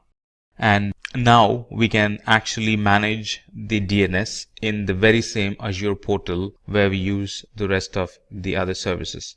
And this Azure DNS very much integrates with other DNS service providers. It uses a global network of name servers to provide fast response to DNS queries. And these domains are having additional availability compared to the other domain service providers' availability promises. These are going to have more availability than the rest because most of the servers are maintained by Microsoft, and it helps resolve sooner. It helps resyncing. Let's say a server fails, it kind of helps resyncing with the rest of the servers. So all the Microsoft's environment, all the Microsoft's global network of name servers kind of ensures that our domain names are resolved properly, not only properly, but also are available most of the time. All right, next in the list in networking services is virtual network. I'm sure this is going to be very interesting, and I'm sure you're going to like it. So this networking or virtual networking in Azure, it actually allows us to set up our own private cloud in the public cloud. It gives us an isolated and highly secure environment for our application. Let's expand on this. So this Azure Virtual Network helps us to provision Azure virtual machines, and it helps us to securely communicate with other on-premises and internet networks. It also helps in controlling the traffic that flows through or flows in and out of this virtual network to other virtual networks and to the internet. Now, this Azure virtual network, sometimes called as VNet, is actually a representation of our own network in the cloud. It's actually a logical isolation of the Azure cloud dedicated to our subscription. All our environments are provisioned in a VNet that is separate from another customer's VNets. That way we have that logical separation there. So this virtual network can also be used to provision VPNs in the cloud, so we can connect the cloud and the on-premises infrastructure and a lot more, especially in an environment where we have hybrid environment. Surely we will be using virtual network because that's going to require a VPN for secure data transfer in and out of the cloud and in and out of the on-premises environment. Alright, so it kind of gives us a boundary for all the resources. So all the traffic between the Azure resources, they kind of logically stay in between or logically stay within the Azure virtual network. And here we can design the network. It's given over to us. You can pick the IP, you can pick the routing, you can pick the subnet. A lot of freedom is given, or I would say a lot of control on how the network is designed. It's not like something that's already cooked and we only get to use it. No, we can actually build the network from the scratch. We can pick the IP address that we like. We can pick which subnet needs to communicate with the other subnet, stuff like that. And like I said, if you are using hybrid environment, you definitely would be requiring a virtual network because it helps connect the on-premises and the cloud in a secure fashion using VPN. The last product we're going to discuss in networking is a load balancer. This load balancer actually provides application a good availability and a good network performance. So how does it work? It actually works by load balancing the traffic to and from the virtual machine and the cloud resources. Not only that, it also load balances between cloud and cross-premises virtual networks. With Azure Load Balancer, we can actually scale our application and create high availability for our services, which means our application will be available most of the time. If any of the server goes dead, the server does not get traffic. What happens if the server gets traffic? User is going to experience downtime. What happens if the server does not get traffic? User won't experience any downtime. The connection is shifted to an healthy service, so the user experiences uptime all the time. So this load balancer supports inbound and outbound scenarios, and it provides low latency. It gives high throughput of the data transfer, and we can actually scale up the flow of the TCP and UDP connections from hundreds to thousands to even millions, because we have a load balancer now in between the user and the application. So how does it operate? This load balancer actually receives the traffic, and it load balances the traffic to the backend pool of instances connected to it according to the rule and the health probe that we set. That's how it maintains high availability. So what does load balancer help? It helps in creation of high available scalable application in the cloud in minutes. It can be used to automatically scale the environment with the increasing application traffic. And one feature of load balancer is to check the health of the user's application instance, and it removes or it stops sending the request to the unhealthy instance and kind of shifts that connection to the healthy instance. That way a user or a connection does not get stuck with an instance that's not healthy. That's all that you need to know about the networking services. Now let's talk about the storage services or the storage domain in Azure. Now Azure Storage in general is a Microsoft managed service providing cloud storage, which basically is highly available, secure, durable, scalable, and redundant, because it's all managed by Azure. We don't get to manage a lot of it. And these Azure storages are a group of storage services. They cater different needs, and the storage products include Azure Blobs, which is actually an object storage. It includes Azure Data Lake. It includes Azure Files. As you see, it includes Azure Queues. It includes Azure Tables and a lot more.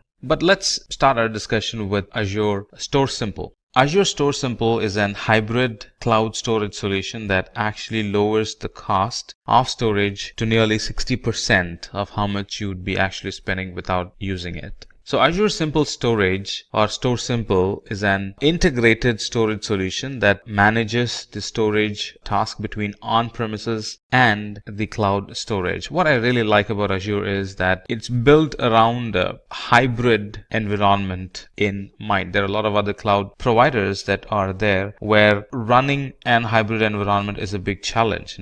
It has some compatibility. You won't be able to find an hybrid or a on-premises and cloud solution for your need, stuff like that. But with Azure, especially when it comes to storage, a lot of the things that we're going to see, it clearly is designed with hybrid environment in mind. All right, so let's come back and talk about Store Simple. So Store Simple is an very efficient, cost-effective, and a very easily manageable SAN, storage area networking solution in the cloud. I thought I'll throw in this information. The reason why it got Store Simple is really because it uses Store Simple 8000 series devices which are used in Azure Data Center. And this Store Simple or Simple Storage, it comes along with storage tiering to manage the stored data across the various storage media. So the very current data is actually stored in on-premises on solid state drives, and data that is used less frequently is stored in HDDs or hard disk drives. And the data that requires archived or that needs to be archived, very old data, let's say less frequently used data, candidate for archive, they are actually pushed to the cloud. So you see how this storage tiering automatically happens in Store Simple. And another cool feature of Store Simple is that it enables us to create an on-demand and scheduled backups of data and then store the data locally or in the cloud. And these backups are actually taken in the form of incremental snapshot, which means that they can be created and restored quickly. It's not a complete backup, it's an incremental backup. And these cloud snapshots, they can be critically important when there is a disaster and when there is a disaster recovery scenario, because these snapshots can be called in and they can be put on storage systems and then they become the actual data. So recovering is faster if you have proper scheduled backups or if you have frequent backups. And this storage simple, it really helps in easing our backup mechanism, which means it kind of eases our disaster recovery steps or procedures as well. So this store simple, it can be used to automate data management, data migration, data movement, data tiering across the enterprise, both in cloud and on premises. It actually improves the compliance and accelerates the disaster recovery for our environment. And if there is one thing that's increasing every new day in our environment, that would be storage. And this store simple addresses that need, and we really don't have to pre-plan or think in deep for having a proper storage, because now we have a simple storage available in the cloud, and moreover it's on a pay-as-you-go type. So not much pre-planning on storage is needed. Yes, there will be a need, but not as much as I would without the cloud or without the simple storage. And the next service under storage that we would like to discuss is the data lake store. This data lake store or storage, it's a cost-effective solution for big data analytics in specific. So let's expand this. So this data lake storage is an enterprise-wide repository for big data analytic workload. Now that's the major service that's dependent on this data lake store. And this data lake enables us to capture data of any size, of any type, and of any ingestion speed, and it kind of collects them in one single space or in one single place for operational efficiency. Operational efficiency and for analytic purpose. Hadoop in Azure is very dependent on this data lake storage. And this data lake store is designed with performance for analytics in mind. So anytime you think of, or anytime you're using analytic in the cloud, or anytime you're using Hadoop in the cloud in Azure, we are definitely using, or we will be, to the most part, or the normal procedure or the right storage to pick would be data lake store in Azure. It's designed with security in mind. So anytime we use Azure storage, we can be rest assured that we are using storage from within a data center which was built with security in mind. So this data store also uses Azure Blob storage behind the scenes for global scale, durability, and for performance. Let's talk about blob storage. Now, blob storage provides large amount of storage and scalability. Now, this blob storage is the object storage solution for Azure Cloud. Let's expand a bit on blob storage. Azure Blob Storage is Microsoft offering for object storage. Now, this blob storage is optimized for storing massive amount of unstructured data, which could be text or binary data. It's designed and it's optimized for rapid reads. If I explain to you on what scenarios we would be using blob storage, that might help you get a good understanding of what blob storage is. So it's designed, as of now it's being used in many IT environments to serve images or documents directly to the browser. It helps in storing files for distributed access. A lot of fetchers can fetch data from Azure Blob Storage. And it's currently helping users stream video and audio. It's currently being used for writing log files. It's currently being used to store data as backup and restore at a later point in times of disaster recovery. It also is used as an archiving storage in a lot of cloud IT environments. It's widely used in storing analytic data, not only storing but also running analytic query against the data stored in it. So that's a wide use case for blob storage. Not only that, in addition to all that we mentioned, it also supports versioning. So anytime somebody updates an data, a new version gets created, which means at any point I can roll back as and when needed.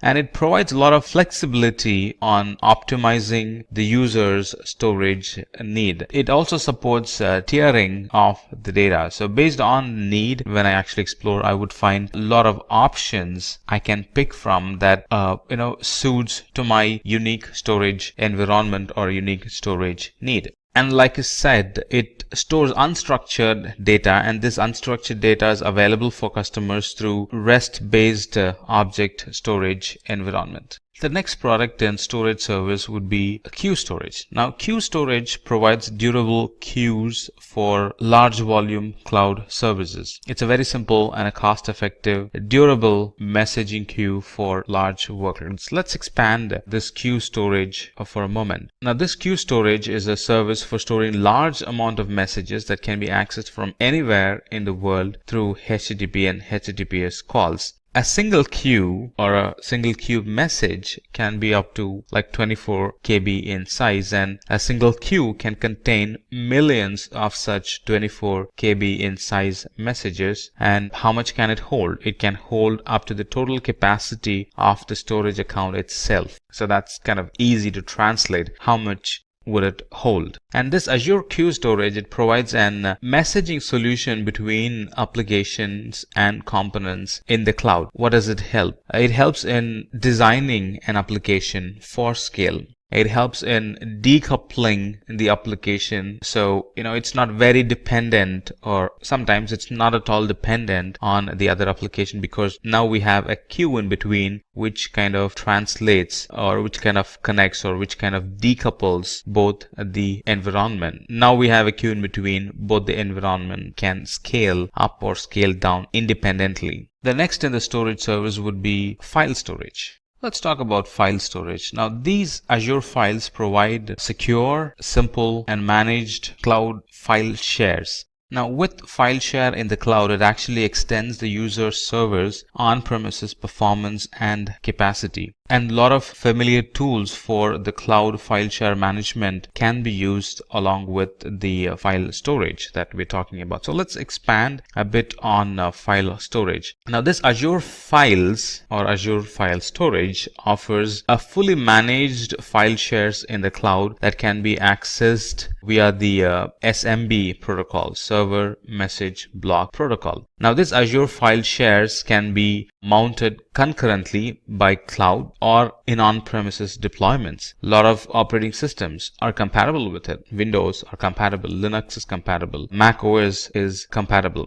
In addition to all this being able to run on-premises and on the cloud, or being able to access from on-premises and on the cloud, it can also offer cache for caching the data and keeping it locally, so it's immediately available when needed. So that's some additional feature. I would say that's some advanced feature that it offers compared to the other file shares available in the market. Let's talk about table storage. Now, table storage is a NoSQL key value pair storage for quick deployments with large semi-structured data sets. The difference between one important thing to note with table storage is that it has a flexible data schema, and also it's highly available. Let's expand a bit on table storage. So anytime you want to pick a schema-less, a NoSQL type table storage is the one we'll end up picking. It provides an key pair attribute storage with a schema-less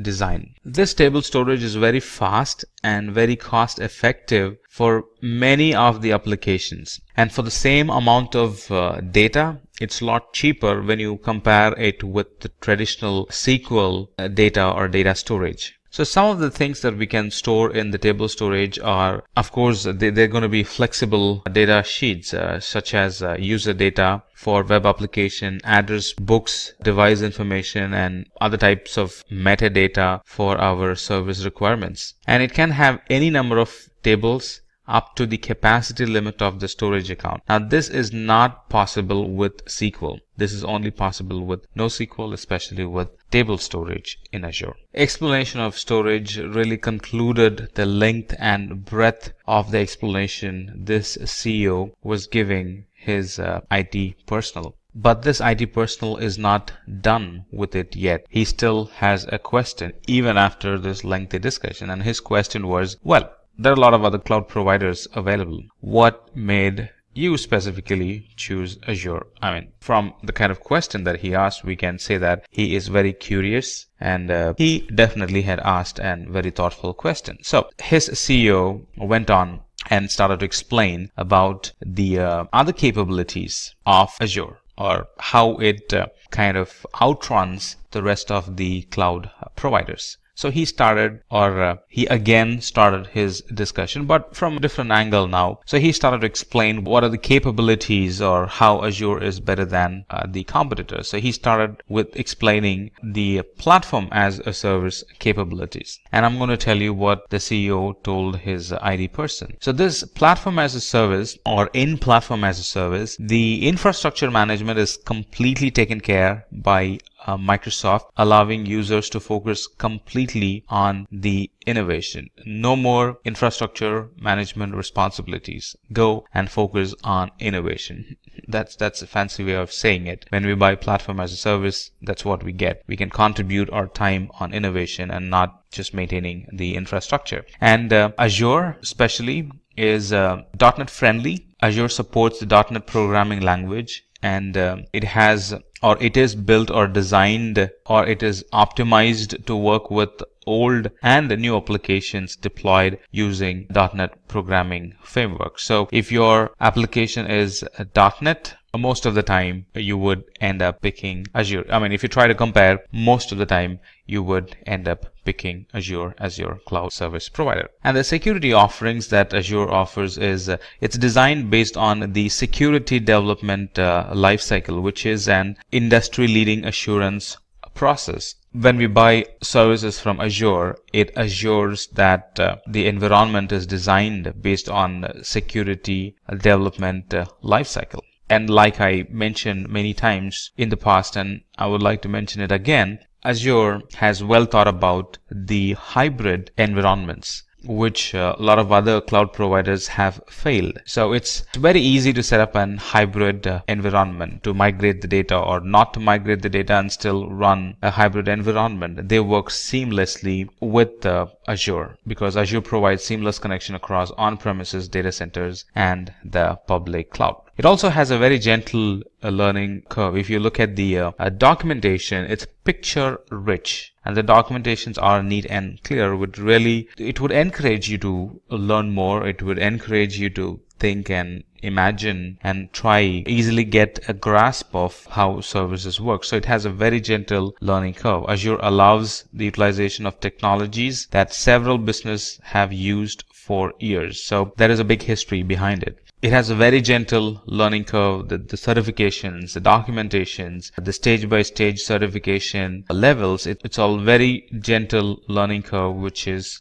generally missing in other cloud service providers. Now, this would really impress the CTOs or people working in finance and budgeting. If an organization is already using Microsoft software, they can definitely go and avail or be bold and ask for a discount that can reduce the overall Azure spending. In other words, overall pricing of the Azure. So that's what helped, or they are the information that helped the CEO pick Azure as his cloud service provider. And then the CEO goes on and talks about the different companies that are currently using Azure, and they are definitely using Azure for a reason, like Pixar, Boeing, Samsung, EasyJet, Xerox, BMW, 3M. They are major multinational, multi-billion companies. They rely, run, operate their IT in Azure. And this CEO has a thought that his IT person is still not very convinced unless and until he shows him a visual of how easy things are in Azure. So he goes on and explains about a practical application of Azure,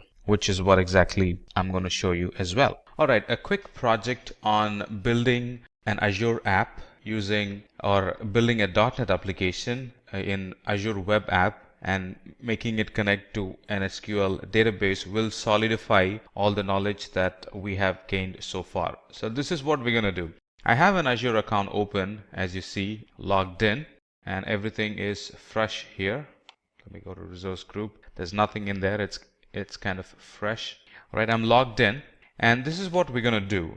So we're going to create an application like this, which is nothing but an to-do application, a to-do list application, which is going to run from the web app, get information from us, and save it in the database that's connected to it. So you can already see it's a two-tier application, web and DB.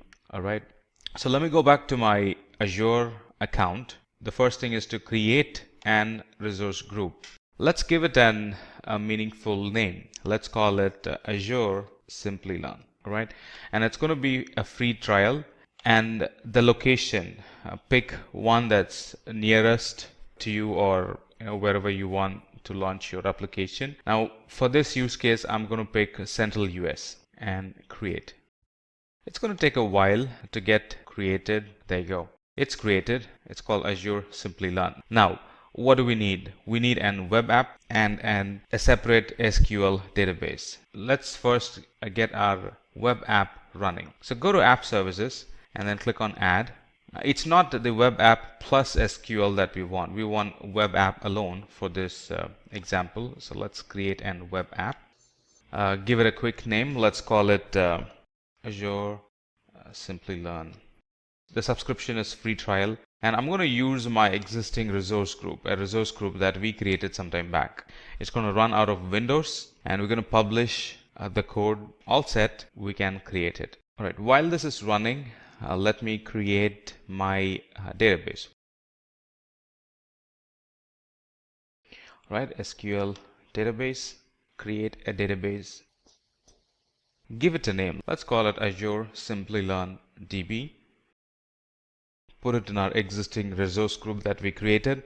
It's going to be a blank database, all right? And it's going to require some settings like the name of the server and the admin login, the password that goes along, and in which location this is going to be created. The server name is going to be Azure Simplilearn DB. That's the server name. And the admin login can be, what can be the admin login name? Let's see. So let's call it Simplilearn. That's my admin login name. And let me pick a password. Click on create. So what have we done so far? We have created an web app, and we have created a database in the resource group that we have created. So if I go to resource group, it's going to take some time before things show up. So if I go to my resource group, I only have one resource group as of now, Azure Simplilearn, and there I have a bunch of resources being created. It's still being created. All right. In the meantime, I have my application right here that's running out of or that's in Visual Studio as of now, right? So once the infrastructure is set and ready in the Azure console, we're going to go back to Visual Studio, feed these inputs in the Visual Studio so the code knows what the database is, the credentials to log into the database, stuff like that. So we're going to feed those information in Visual Studio. By that, we're actually feeding it into the application, and then we're going to run it from there. Deploying these applications takes quite a while. We really got to be patient. Right, now we have all the resources that we need for the application to run. Here's my database, and here's my app service. There's one more thing we need to do, that is create an firewall exception rule. So one more thing needed is to create an firewall exception rule, right? So the application is going to run from my local desktop, and it's going to connect to the database, right? So let's add an exception rule by simply adding the client IP. It's going to pick my IP, the IP of the laptop I'm using as of now, and it's going to create an exception to access the database. So that's done. Now we can go back to our Visual Studio. I already have a couple of apps running, or a couple of configurations pushed from Visual Studio. I'm going to clean that up. If you're doing it for the first time, you may not need to do this. All right, so let's start from the scratch. This is very similar to how you would be doing in your environment. All right, so we're going to select an existing Azure app service. Now before that, I have logged in. As you can see, I have logged in with my credentials. So it's going to pull few things automatically from my Azure account. So in this case, I'm going to use an existing Azure app. So select existing and then click on publish.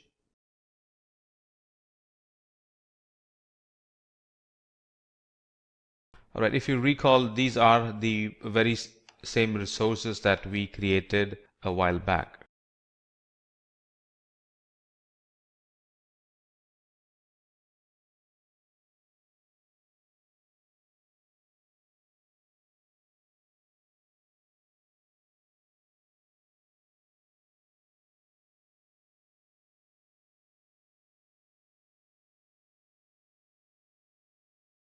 Right, we have clicked on save and it's running, kind of validating the code, and it's going to come up with an URL. Now, initially the URL is not going to work because we haven't mapped the application to the database. So that would be the next thing.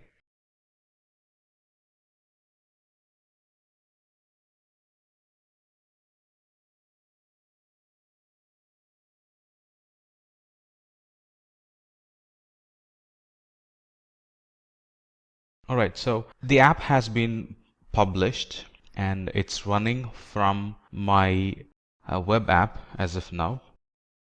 It's going to throw an error. Like you see, it's throwing an error. That's because we haven't mapped the app and the DB together. So let's do that. All right, let's do that. So let's go to Server Explorer. This is where we're going to see our databases that we have created. Now let's quickly verify that. Go back to the resource group, right? Appropriate resource group, which is right here. And here I have my database, Azure Simplilearn database.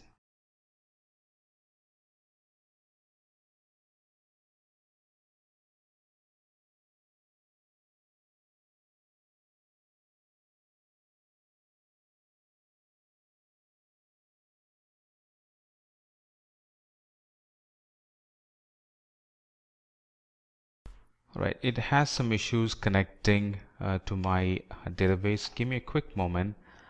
Let's fix it.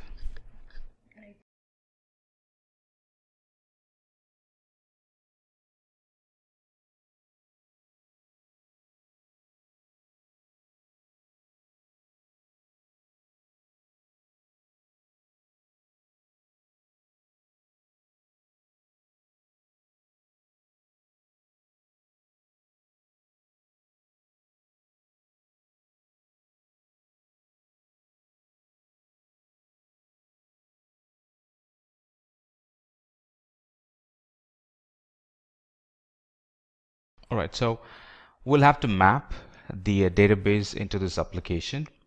All right, so let's go to the Solution Explorer, click on Publish, and a page like this gets shown. And from here, we can go to Configure. Here is our web app, all right, with all its credentials. Let's validate the connection, number 1. All right, and then click on Next.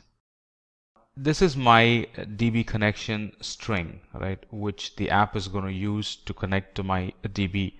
Now, if you recall, our DB was Azure Simplilearn DB, and that's not being shown here. So let's fix that. Right, so let's fix that. Click on Configure, and here let's put our DB servers URL. Now before that, let's change this to SQL Server. All right, and then in here put the DB's URL. So go back to Azure. Here is my DB or server's name. Put that here. Right, the username to connect to the server, that's right here. Put that in, and the password to connect to the server, let's put that in. All right, it's trying to connect to our Azure portal or the Azure infrastructure, and here is my database. If you recall, it's Azure SLDB. That's the name of the database. Let's test the connection. Connection is good. Click on OK. So now it's showing up correctly, Azure Simplilearn DB. That's the name of the database. that we created. Now it's configured.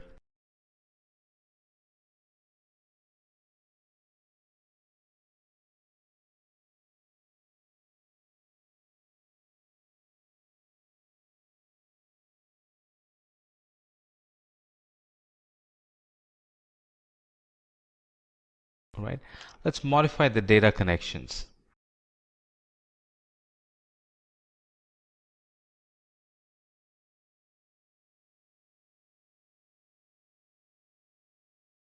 Right, let's map it to the appropriate database again. All right, so our name of the database is Azure Simplilearn DB, and then it's going to be SQL Server. That's the data source. The username is Simplilearn, and the password is what we have given in the beginning.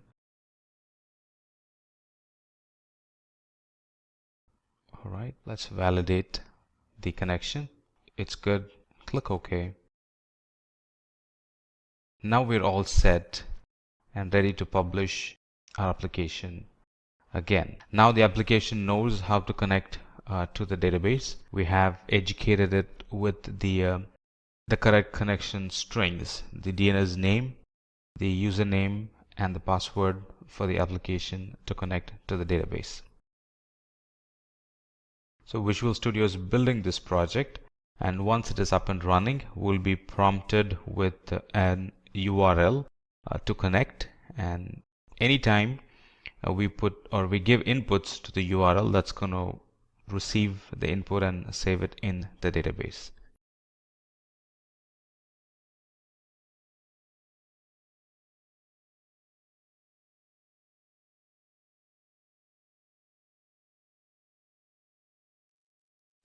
Alright, so here is my to-do list app, and I can start creating to-do list for myself. Alright, so I have the items already listed. I can create an entry, and these entries get stored in the database. I can create another entry, take the dog for a walk. That's gonna get stored.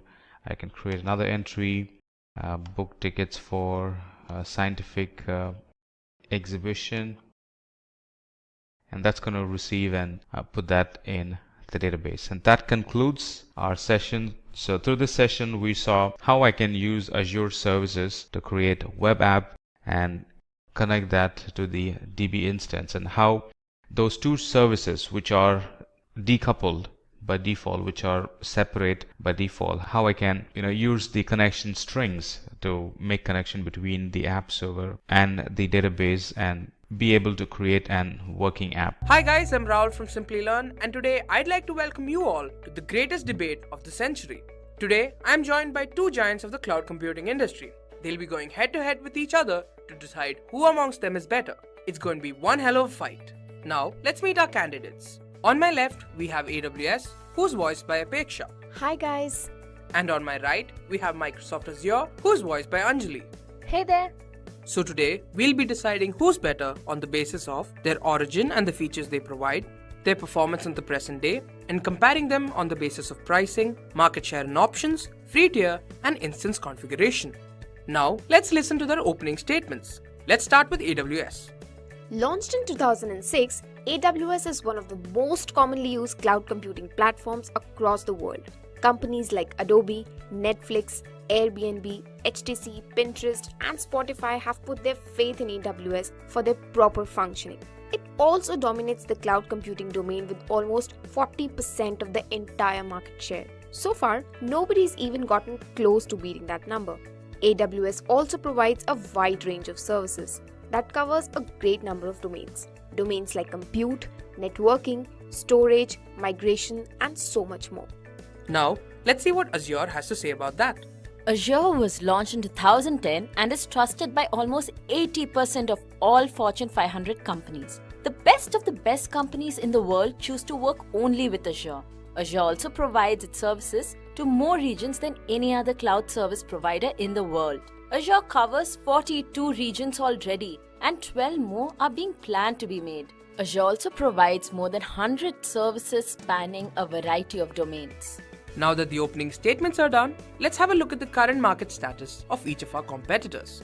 This is the performance round. Here we have the stats for the market share of AWS, Azure, and other cloud service providers. This is for the early 2018 period.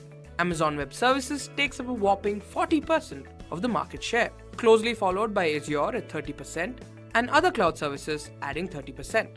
This 40% indicates most organizations' clear interest in using AWS. We are number one because of our years of experience and trust we've created among our users. Sure, you're the market leader, but we are not very far behind. Let me remind you, more than 80% of the Fortune 500 companies trust Azure with their cloud computing needs. So it's only a matter of time before Azure takes the lead. The rest of the 30% that is in AWS or Azure accounts to the other cloud service providers like Google Cloud Platform, Rackspace, IBM SoftLayer, and so on. Now for our next round, the comparison round. First, we'll be comparing pricing. We'll be looking at the cost of a very basic instance, which is a virtual machine of 2 virtual CPUs and 8 GBs of RAM. For AWS, this will cost you approximately $0.0928 per hour. And for the same instance in Azure, it'll cost you approximately $0.096 per hour. Next up, let's compare market share and options. As I mentioned before, AWS is the undisputed market leader when it comes to the cloud computing domain, taking up 40% of the market share. By 2020, AWS is also expected to produce twice its current revenue, which comes close to $44 billion. Not to mention, AWS is constantly expanding its already strong roster of more than 100 services to fulfill the shifting business requirements of organizations. All that is great, really, good for you. But the research company Gartner has released a magic quadrant that you have to see. You see, the competition is now neck to neck between Azure and AWS. It's only a matter of time before Azure can increase from its 30% market share and surpass AWS. This becomes more likely considering how all companies are migrating from AWS to Azure to help satisfy their business needs. Azure is not far behind AWS when this comes to services as well. Azure's service offerings are constantly updated and improved on to help users satisfy their cloud computing requirements. Now, let's compare AWS and Azure's free offerings. AWS provides a significant number of its services for free, helping users get hands-on experience with the platform, products, and services. The free tier services fall under 2 categories: services that will remain free forever and the others that are valid only for 1 year. The always free category offers more than 20 services, for example Amazon SNS, SQS, CloudWatch, etc. And the valid for a year category offers approximately 20 services, for example Amazon S3, EC2, Elasticache, etc. Both types of services have limits on their usage, for example storage, number of requests, compute time, etc.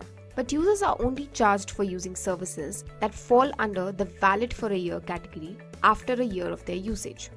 Azure provides a free tier as well. It also provides services that belong to the categories of free for a year and always free. There are about 25 plus always free services provided by Azure. These include App Service, Functions, Container Service, Active Directory, and lots more.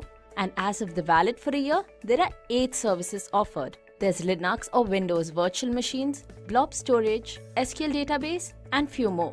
Azure also provides the users with credits of $200 to access all their services for 30 days. Now, this is a unique feature that Azure provides, where its users can use their credits to utilize any service of a choice for the entire month. Now, let's compare instance configuration.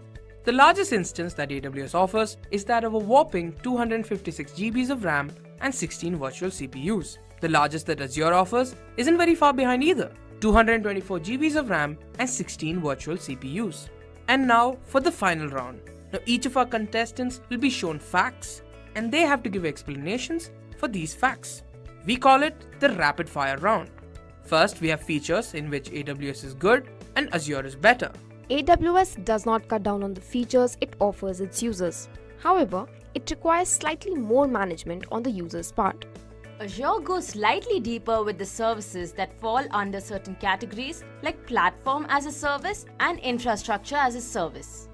Next, we have hybrid cloud, where AWS is good and Azure is better. Okay, although AWS did not emphasize on hybrid cloud earlier, they are focusing more on technology now. Azure has always emphasized on hybrid cloud and has features supporting it since the days of its inception. For developers, AWS is better and Azure is good. Of course, it's better because AWS supports integration with third-party applications. Well, Azure provides access to data centers that provide a scalable architecture. For pricing, both AWS and Azure are at the same level. It's good for AWS because it provides a competitive and constantly decreasing pricing model. And in the case of Azure, it provides offers that are constantly experimented upon to provide its users with the best experience. And that's it. Our contestants have finished giving their statements. Now, let's see who won. Surprisingly, nobody. Each cloud computing platform has its own pros and cons. Choosing the right one is based entirely on your organization's requirements. Hi guys, today we've got something very special in store for you.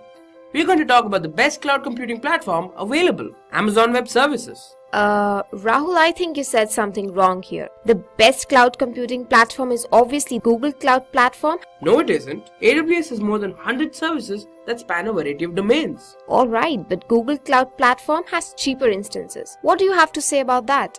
Well, I guess there's only one place we can actually discuss this. A boxing ring. So guys, I'm Apeksha and I will be Google Cloud Platform. And I'm Rahul, I'll be AWS. So welcome to Fight Night. This is AWS versus GCP. The winner will be chosen on the basis of their origin and the features they provide, their performance in the present day, and comparing them on the basis of pricing, market share and options, the things they give you for free, and instance configuration. Now first let's talk about AWS. AWS was launched in 2004 and is a cloud service platform that helps businesses grow and scale by providing them services in a number of different domains. These domains include compute, database, storage, migration, networking, and so on. A very important aspect about AWS is its years of experience. Now, AWS has been in the market a lot longer than any other cloud service platform, which means they know how businesses work and how they can contribute to the business growing. Also, AWS has over $5.1 billion of revenue in the last quarter. This is a clear indication of how much faith and trust people have in AWS. They occupy more than 40% of the market, which is a significant chunk of the cloud computing market. They have at least 100 services that are available at the moment, which means just about every issue that you have can be solved with an AWS service. Now that was great, but now can we talk about GCP? I hope you know that GCP was launched very recently in 2011 and it is already helping businesses significantly with a suite of intelligent, secure and flexible cloud computing services. It lets you build, deploy and scale applications, websites, services on the same infrastructure as Google. The intuitive user experience that GCP provides with dashboards, wizards is way better in all the aspects. GCP has just stepped in the market and it is already offering a modest number of services. And the number is rapidly increasing. And the cost for a CPU instance or regional storage that GCP provides is a whole lot cheaper. And you also get a multi-regional cloud storage. Now what do you have to say on that? I'm so glad you asked. Let's look at present day. In fact, let's look at the cloud market share of the fourth quarter of 2017. This will tell you once and for all that AWS is the leader when it comes to cloud computing. Amazon Web Services contributes 47% of the market share. Others like Rackspace or Verizon Cloud contribute 36%, Microsoft Azure contributes 10%, the Google Cloud Platform contributes 4%, and IBM Software contributes 3%. 47% of the market share is contributed by AWS. Do you need me to convince you any more? Wait. All that is fine, but we only started a few years back and have already grown so much in such a less span of time. Haven't you heard the latest news? Our revenue is already $1 billion per quarter. Wait for a few more years and the world shall see. And AWS makes $5.3 billion per quarter. It's going to take a good long time before you can even get close to us. Yes, we'll see. Now, let's compare a few things. For starters, let's compare pricing. For AWS, a compute instance of 2 CPUs and 8 GB RAM costs approximately $68 US. Now, a compute instance is a virtual machine in which you can specify what operating system, RAM, or storage you want to have. For cloud storage, it costs 2.3 cents per GB per month with AWS. You really want to do that? Because GCP wins this hands down. Let's take the same compute instance of 2 CPUs with 8 GB RAM. It will cost approximately $50 per month with GCP. And as per my calculations, that's a 25% annual cost reduction when compared to AWS. Talking about cloud storage costs, it is only 2 cents per GB per month with GCP. What else do you want me to say? Let's talk about market share and options. Now, AWS is the current market leader when it comes to cloud computing. Now, as you remember, we contribute at least 47% of the entire market share. AWS also has at least 100 services available at the moment, which is a clear indication of how well AWS understands businesses and helps them grow. Yeah, that's true, but you should also know that GCP is steadily growing. We have over 60 services that are up and running, as you can see here, and a lot more to come. It's only a matter of time when we will have as many services as you do. Many companies have already started adopting GCP as their cloud service provider. Now, let's talk about things you get for free. With AWS, you get access to almost all the services for an entire year with usage limits. Now, these limits include an hourly or by-the-minute basis. For example, with Amazon EC2, you get 750 hours per month. You also have limits on the number of requests to services. For example, with AWS Lambda, you have 1 million requests per month. Now, after these limits are crossed, you get charged standard rates. With GCP, you get access to all cloud platform products like Firebase, the Google Maps API, and so on. You also get $300 in credit to spend over a 12-month period on all the cloud platform products. And interestingly, after the free trial ends, you won't be charged unless you manually upgrade to a paid account. Now, there is also the always free version for which you will need an upgraded billing account. Here, you get to use a small instance for free and 5 GB of cloud storage. Any usage above this always free usage limits will be automatically billed at standard rates. Now let's talk about how you can configure instances. With AWS, the largest instance that's offered is of 128 CPUs and 4 TBs of RAM. Now, other than the on-demand method like I mentioned before, you can also use spot instances. Now, these are for situations where your application is more fault tolerant and can handle an interruption. Now, you pay for the spot price, which is effective at a particular hour. Now, these spot prices do fluctuate but are adjusted over a period of time. The largest instance offered with Google Cloud is 160 CPUs and 3.75 TBs RAM. Like spot instances of AWS, Google Cloud offers short-lived compute instances suitable for batch jobs and fault-tolerant workloads. They are called as preemptible instances. So these instances are available at 80% off on on-demand price. Hence, they reduce your compute engine costs significantly. And unlike AWS, these come at a fixed price. Google Cloud Platform is a lot more flexible when it comes to instance configuration. You simply choose your CPU and RAM combination. Of course, you can even create your own instance types this way. Before we wrap it up, let's compare on some other things as well.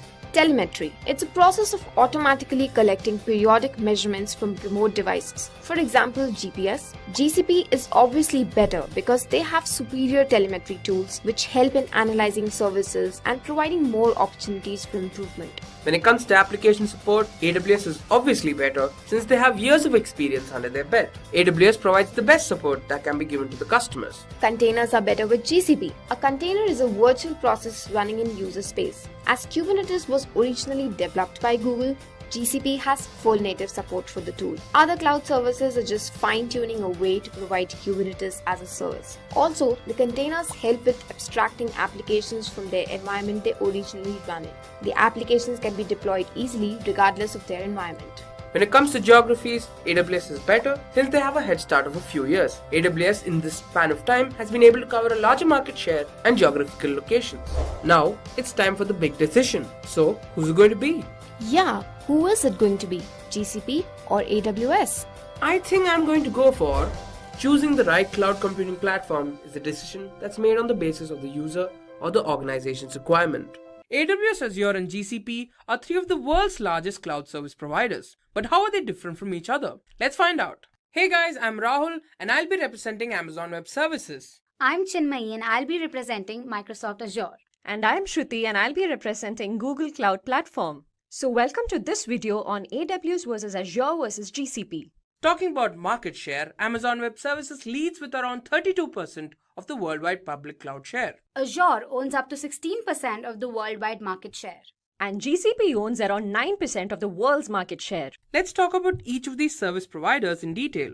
AWS provides services that enable users to create and deploy applications over the cloud. These services are accessible via the internet. AWS, being the oldest of the lot, was launched in the year 2006. Azure, launched in 2010, is a computing platform that offers a wide range of services to build, manage, and deploy applications on the network using tools and frameworks. Launched in the year 2008, GCP offers application development and integration services for its end users. In addition to cloud management, it also offers services for big data, machine learning, and IoT. Now let's talk about availability zones. These are isolated locations within data center regions from which public cloud services originate and operate. Talking about AWS, they have 69 availability zones within 22 geographical regions. This includes regions in the United States, South America, Europe, and Asia Pacific. They are also predicted to have 12 more additions in the future. Azure, available in 140 countries, has over 54 regions worldwide grouped into 6 geographies. These geographical locations have more than 100 data centers. GCP is available in 200 plus countries across the world. As of today, GCP is present in 61 zones and 20 regions, with Osaka and Zurich being the newly added regions. Now let's talk about pricing. These services follow the pay-as-you-go approach. You pay only for the individual services you need for as long as you use them without requiring long-term contracts or complex licensing. Now on screen, you can see the pricing for each of these cloud service providers with respect to various instances like general purpose, compute optimized, memory optimized, and GPU. Now let's talk about the compute services offered. First off, we have virtual servers.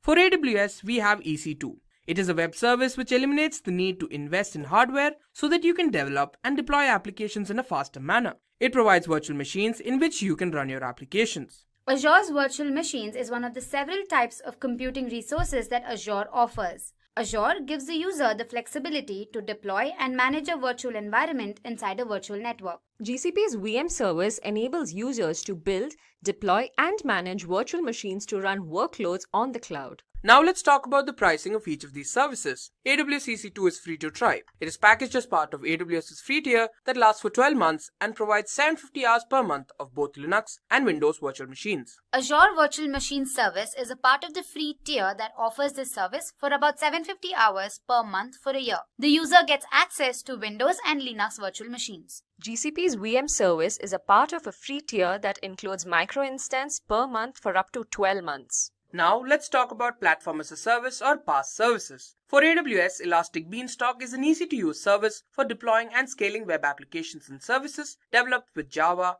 .NET, Node.js, Python, and much more. It is used for maintaining capacity, provisioning, load balancing, auto-scaling, and application health monitoring. The PaaS backbone utilizes virtualization techniques where the virtual machine is independent of the actual hardware that hosts it. Hence, the user can write application code without worrying about the underlying hardware. Google App Engine is a cloud computing platform as a service which is used by developers for hosting and building apps in Google data centers. The App Engine requires the apps to be written in Java or Python and store data in Google Bigtable and use the Google query language for this. Next, let's talk about virtual private server services. AWS provides Lightsail. It provides everything you need to build an application or a website along with the cost-effective monthly plan and minimum number of configurations. In simple words, VM Image is a more comprehensive image for Microsoft Azure virtual machines. It helps the user create many identical virtual machines in a matter of minutes. Unfortunately, GCP does not offer any similar service. Next up, we have serverless computing services. AWS has Lambda. It is a serverless compute service that lets you run your code without facilitating and managing servers. You only pay for the compute time you use. It is used to execute backend code and scales automatically when required.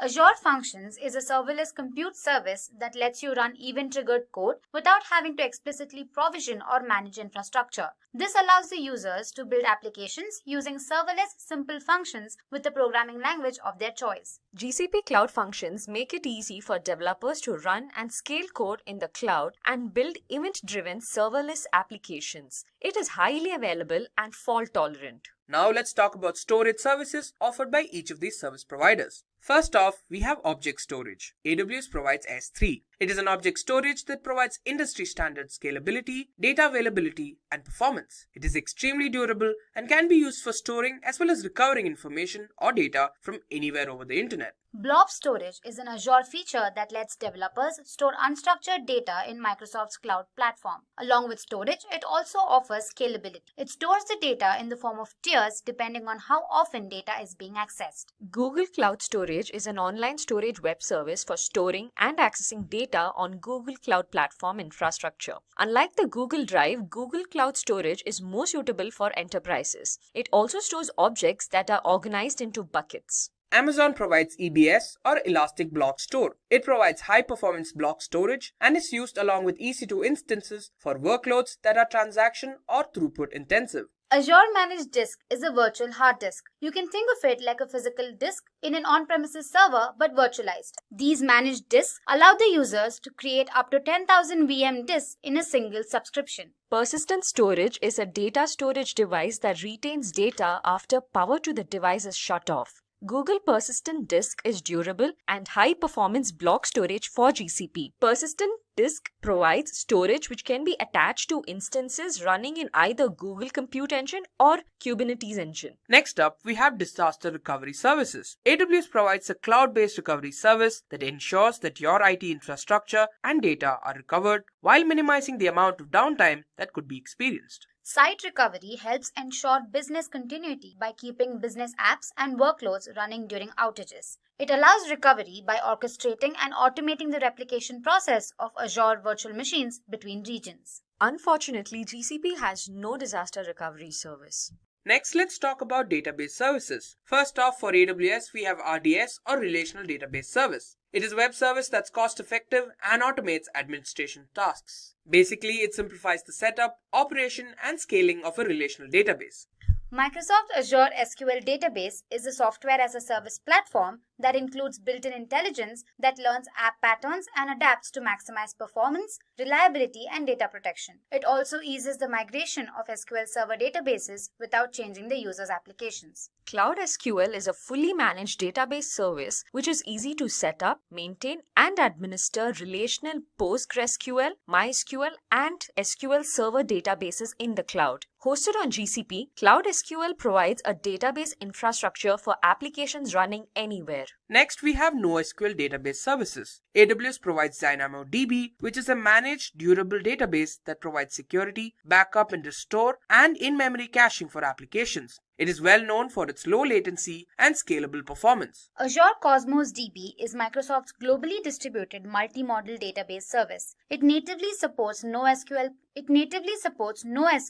created for low latency and scalable applications. GCP Cloud Data Store is a NoSQL database service offered by Google on the GCP. It handles replication and scales automatically to your application's load. With Cloud Data Store's interface, data can easily be accessed by any deployment target. Now that we know what cloud computing is, let's look at the types of cloud computing service models.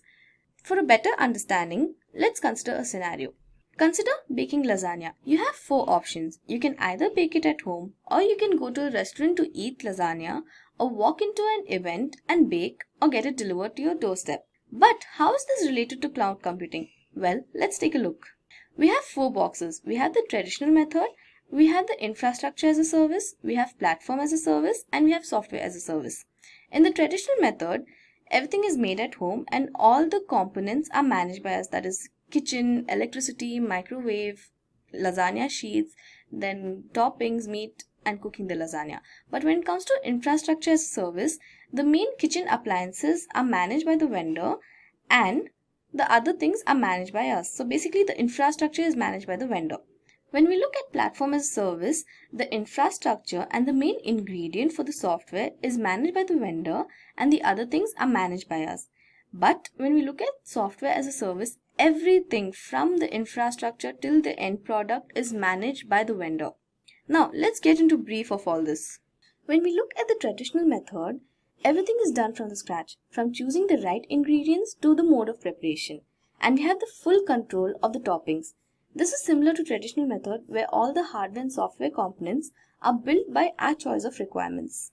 When we look at infrastructure as a service, we can say kitchen, electricity and microwave is the infrastructure, and this is where the code runs. The next step is to alter the software as per our requirements. When you look at platform as a service, It's similar to going to an event and baking. So you have the main ingredient, that is the lasagna sheet, and then you have all the appliances, that is kitchen, electricity and microwave, and the rest is managed by us. You can either put toppings, or you don't want to put meat, or you want it to be veg. It's all up to us. So the components are altered as per our requirements. Finally, in software as a service, the entire thing is modeled by the vendor. So this is where you just give in your requirements and you get the software delivered to you. It's basically where the deployment and framework of the project is already set. Now that we have a brief of all these services, let's dive deep into each one of them. First, we have infrastructure as a service. Infrastructure cloud provider gives a variety of infrastructures such as storage, services, network hardware, and so on. It also maintains and supports these infrastructures. Customers can access these resources over the internet. Next, let's look at the benefits of infrastructure as a service. So the first feature is that these resources can easily be scaled up and down. Next, the cost depends on the consumption. So basically it's a pay as you go pricing, and you pay for what you use. You pay for the services you use. A single piece of server can give out a lot of information to many users. And finally, the client has complete control over the architecture. Now, let's look at the pros of infrastructure as a service model. Firstly, it is highly flexible. This is because only the infrastructure is provided and the rest depends on the customer requirements. Next, like I said before, it is cost effective and you pay for what you use. It is easy to use as all the updates are deployed and all the hardware is deployed automatically. Management tasks are virtualized so that the other employees have time for other tasks. Now let's look at few of its cons. It is a multi-tenant architecture. Due to this, there is an issue with data security. When a new infrastructure is introduced, team training is required to learn all about this new infrastructure, and it consumes a lot of time. If in case the server crashes at the vendor side, the customers cannot access the data for a while and they would have to wait for quite a lot of time until the vendor fixes this issue. Now that we know what infrastructure as a service is, let's look at platform as a service. Platform as a service cloud computing platform is a developer programming platform which is used for the programmers to develop, test and run and manage the applications. A developer writes the applications and deploys it directly into this layer. All the infrastructure to run the applications will be over the internet. Let's look at the benefits now. Firstly, the resources can be scaled up and down based on the requirements of the user. Multiple users can access the same application. It allows for testing and hosting apps in the same environment. The web services and databases and servers are integrated into one. And finally, the teams can collaborate very easily. Next, let's look at the pros of PaaS. Firstly, the development process is quick and easy as it is a developer programming platform. It is cost efficient. You only pay for the services you use. When you use platform as a service, the coding is done by the developer before, so less coding is required. And then the migration to hybrid cloud is very easy. Next, let's look at few of the cons of platform as a service. Similar to IaaS, data security is an issue because it has a multi-tenant architecture. There's a compatibility issue with the existing infrastructure. PaaS is dependent on the vendor speed, reliability, and support. Now that we know about platform as a service, let's go ahead and dive deep into software as a service. In software as a service, everything is done by the vendors. The end users are only responsible to give their requirements, and everything is done by the providers. Now let's go ahead and look at its benefits. The installations and updations are done by the providers. Resources are scaled up and down based on the requirements of the users. The only requirement is that there has to be a strong network connectivity. And finally, the provider is responsible for everything. Now, let's go ahead and look at the pros of SaaS. Upgrades are automatic, firstly. Then next, it is again a pay-as-you-go model. It is easier to customize in SaaS rather than the other service models. It is accessible from any location. The only constraint is that you need to have a strong internet connectivity. Let's see the cons of SaaS. The provider has entire control. The end users only have the control of giving the requirements. There are only few solutions for software crashes. The devices should always be connected for better performance. Now that we've seen all the three models, let's see few of the companies providing these service models. The famous IaaS providers are Amazon Web Services, Rackspace, DigitalOcean, Linode, and Microsoft Azure. These are only a few. There are many more apart from these. Amazon offers many features such as auto-scaling, cloud monitoring, and load balancing features. When it comes to rack space, the cloud computing platform vendor focuses primarily on enterprise-level hosting services. When you look at famous PaaS providers, you have Heroku, Apache Stratos, OpenShift, Microsoft Azure, and many other providers. Going ahead, in SaaS providers, the most important one is Google Apps, then there's Salesforce, there is Cisco WebEx, there's Dropbox, and many more. Finally, let's look at the end users of the cloud computing service models. We can picture this as a pyramid. So in IaaS, the end users are system admins who are responsible for maintaining everything except the infrastructure. Then in PaaS, the end users are the developers who code on the platform provided by the vendors. In SaaS, the end users are the customers who give only the requirements and the software is built based on those requirements by the vendors. We have reached the end of this session on cloud computing fundamentals and cloud computing service models. Should you need any assistance, PPT, and other resources used in this session, please let us know in the comment section below, and our team of experts will be happy to help you as soon as possible. Until next time, thank you and keep learning. Stay tuned for more from Simplilearn. Staying ahead in your career requires continuous learning and upskilling. Whether you're a student aiming to learn today's top skills or a working professional looking to advance your career, we've got you covered. Explore our impressive catalog of certification programs in cutting-edge domains, including data science, cloud computing, cybersecurity, AI, machine learning, or digital marketing. Designed in collaboration with leading universities and top corporations, and delivered by industry experts, choose any of our programs and set yourself on the path to career success. Click the link in the description to know more.